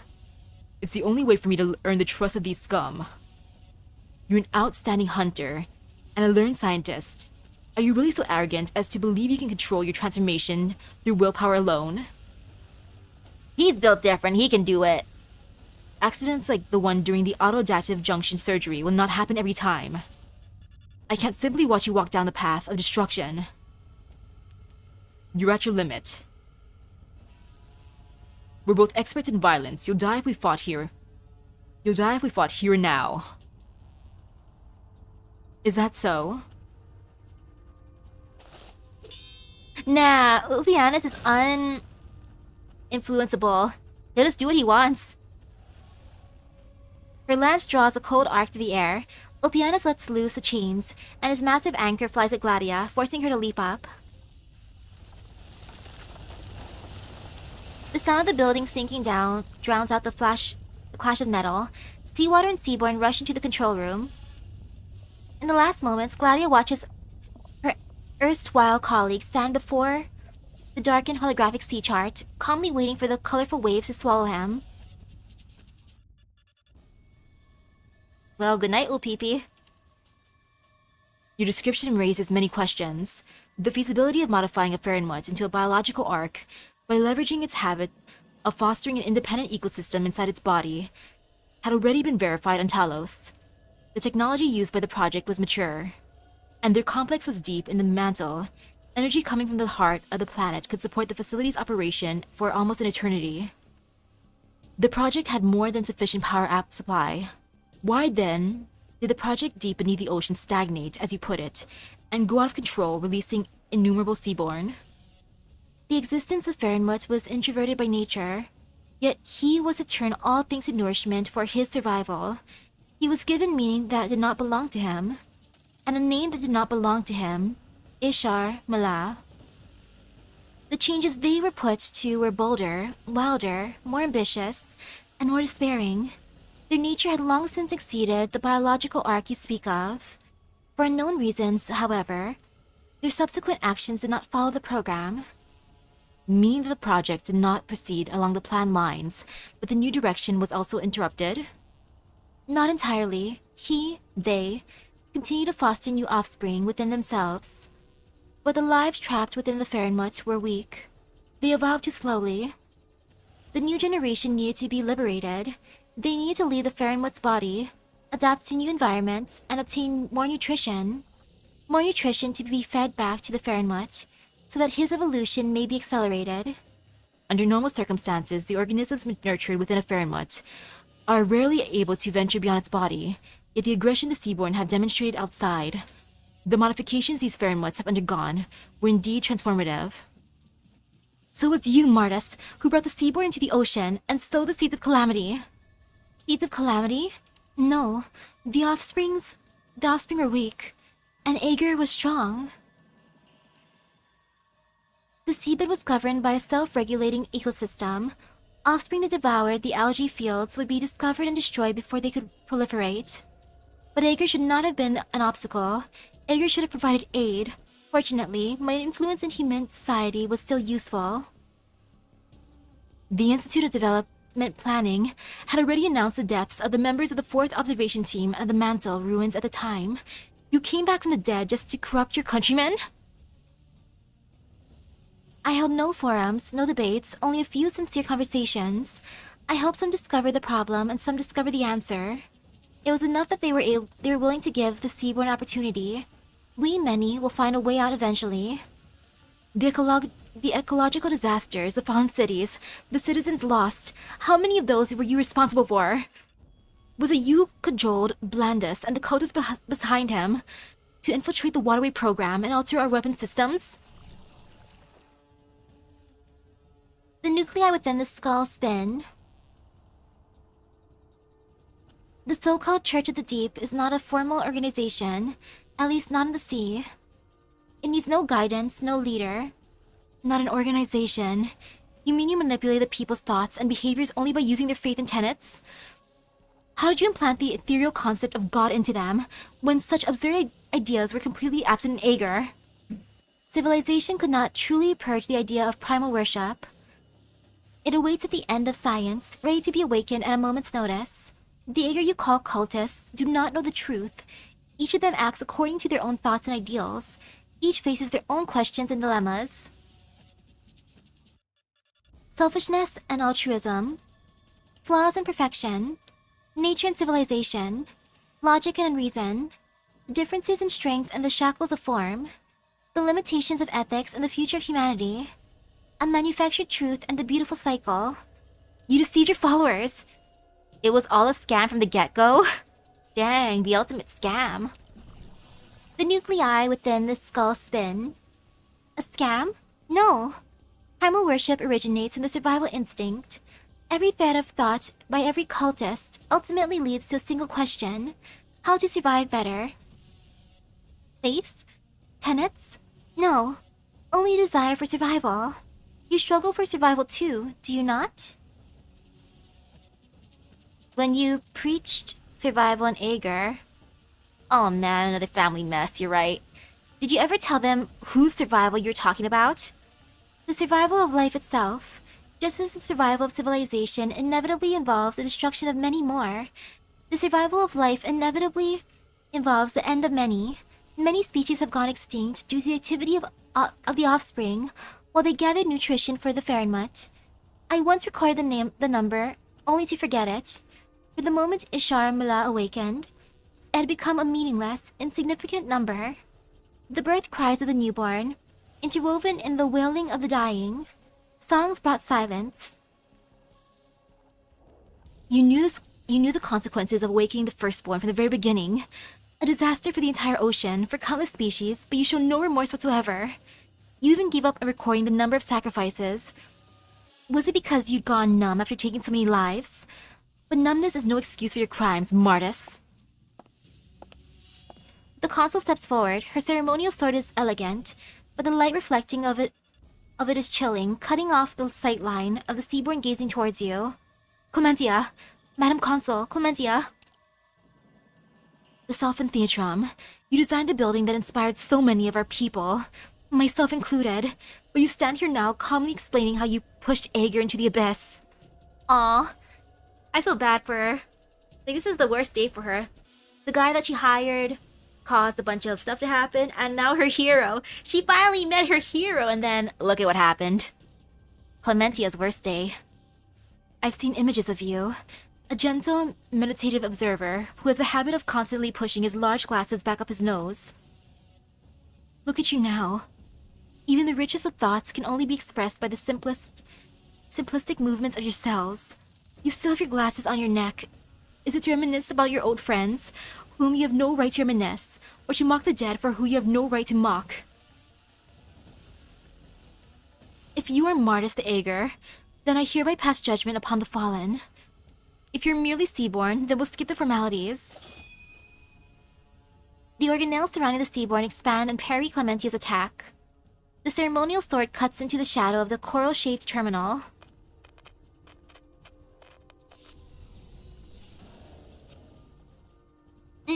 Gurgle. You cut off my control of the terminal? Breathe, scorching fire! Howl furiously. Emergency transmission. This is the 10th attempt. The Seaborn have taken over the beacon tower. We cannot stop the conversion, but someone has activated the ejection protocol for the unit. Good job, whoever you are. Biosignatures keep soaring in number. The nests are becoming one. Incoming Seaborn tide. Scope is the entire continental shelf. Repeat. Incoming Seaborn tide. Scope is the entire continental shelf. Emergency transmission. This is the 11th attempt.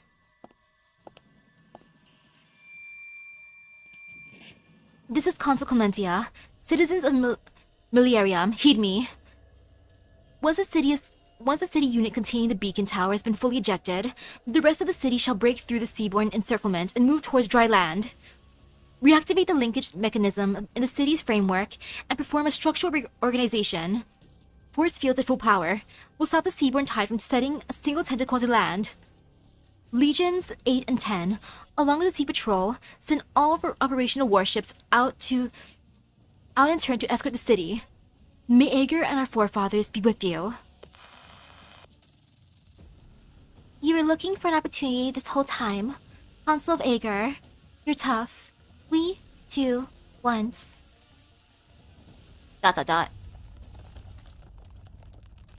Well...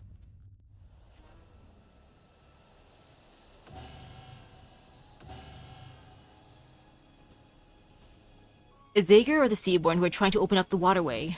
The readings are off the charts. The endless Seaborn tide is approaching us at the very moment.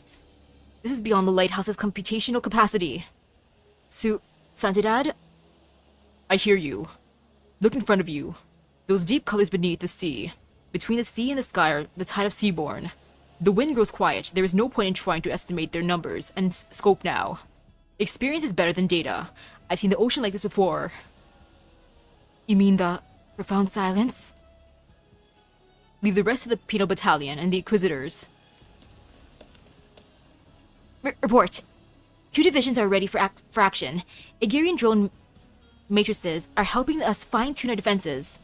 Ægir. Sir, the ocean. Something's rising from it. Is that an Aegirian city? Ooh! Having sailed for thousands of miles, Millennium rises to the surface of the ocean after casting out its heart. Every inch of it is being reformed. Supported by its framework, an invisible force field extends towards the bottom of the sea at the highest reaches of the sky, forming a structure like a great wall.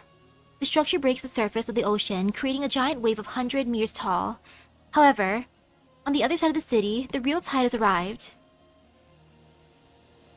It looks pretty, I like the colors. It is a living wave. Seaborn of various forms have fused with the ocean.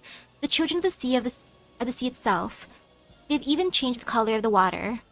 The city from the depths and the rolling tides stretch out at the same time, colliding, embracing, and ripping at each other's throats. Nature never tires, its civilization will never stop its footsteps. All is quiet. No one dares to tell of what it sees here and now. Hey. Okay, that one was longer than the other one, but it's fine. At least tomorrow I can finish it for sure. Yay!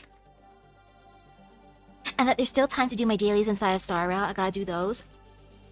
I gotta be good. And also finish my homework. Good thing my homework, I did most of it. I only have to do some multiple choice questions.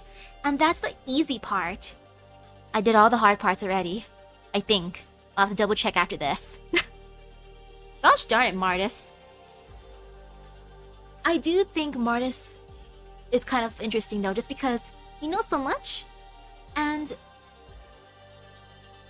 I feel so bad for Clementia though, overall. Clementia's worst day for reals. She's gonna have to deal with so much after this. But that's for tomorrow. And now I get to farm a bunch tonight. I'm happy about that. Did I do the new training stages to get the 1.4k Orundum? I still gotta do those too. I did some of them, not all of them yet. Which is pretty good. At least now I have more offerings for the Dungeon Meshi collab. And I know, right? Lots of interesting lore implications with the Sea Fairy Mutts and Leviathan. Yep. We can. Kelsey's like, I don't even know you. The Seaborn just want to have friends and family.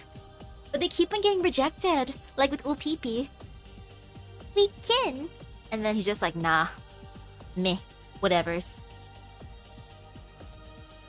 And oh! Hey! Right at the end though. It is cute. This is turning super chaotic, but it is fun. It is very fun. Arknights is great. It truly is great.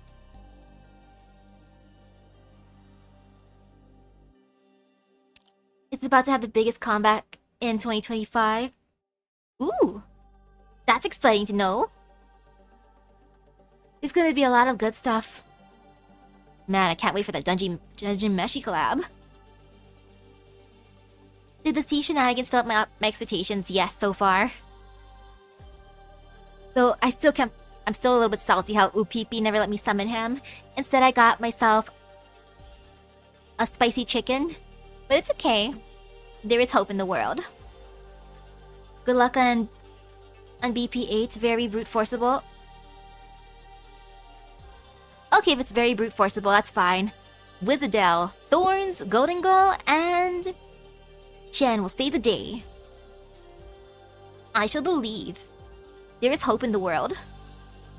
But that's for tomorrow. Now I gotta be good and start doing using my energy in my other games. I also gotta just farm some stuff, so I'm just gonna prepare my farming real quick. And then work on some homework. Good thing there's like a lot of time before this. I gotta use so many of these. Wait, I can't go over that. Oops. That was too little, and then there, that's good enough for now. Oh yeah. He's be rejecting everyone. Including me, which is sad. But someday he'll be nice. He's not limited, so it's fine. All is okay in the world.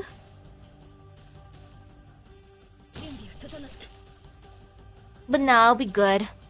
I'll start working on my homework since I'm starting my auto fight. I just gotta make sure to do my multiple choice questions and see if I don't have anything else due. I turned in my essay early. As in, earlier this week on Wednesday. But I just gotta make sure that it's all good. And if not, uh-oh. The night's still early enough. My homework, everything is due in like 1.5 hours. That's plenty of time. I believe in myself. So now I should be good though, for real. So thank you for stopping by the stream. I hope everyone has a great rest of the day in Epic Gacha luck. I will finish the story for sure tomorrow. But for now, it's time to be good, a good student, a decent student. Yay for homework, well, auto farming. So I'll see you guys later. Yay, homework. Bye-bye. Homework live.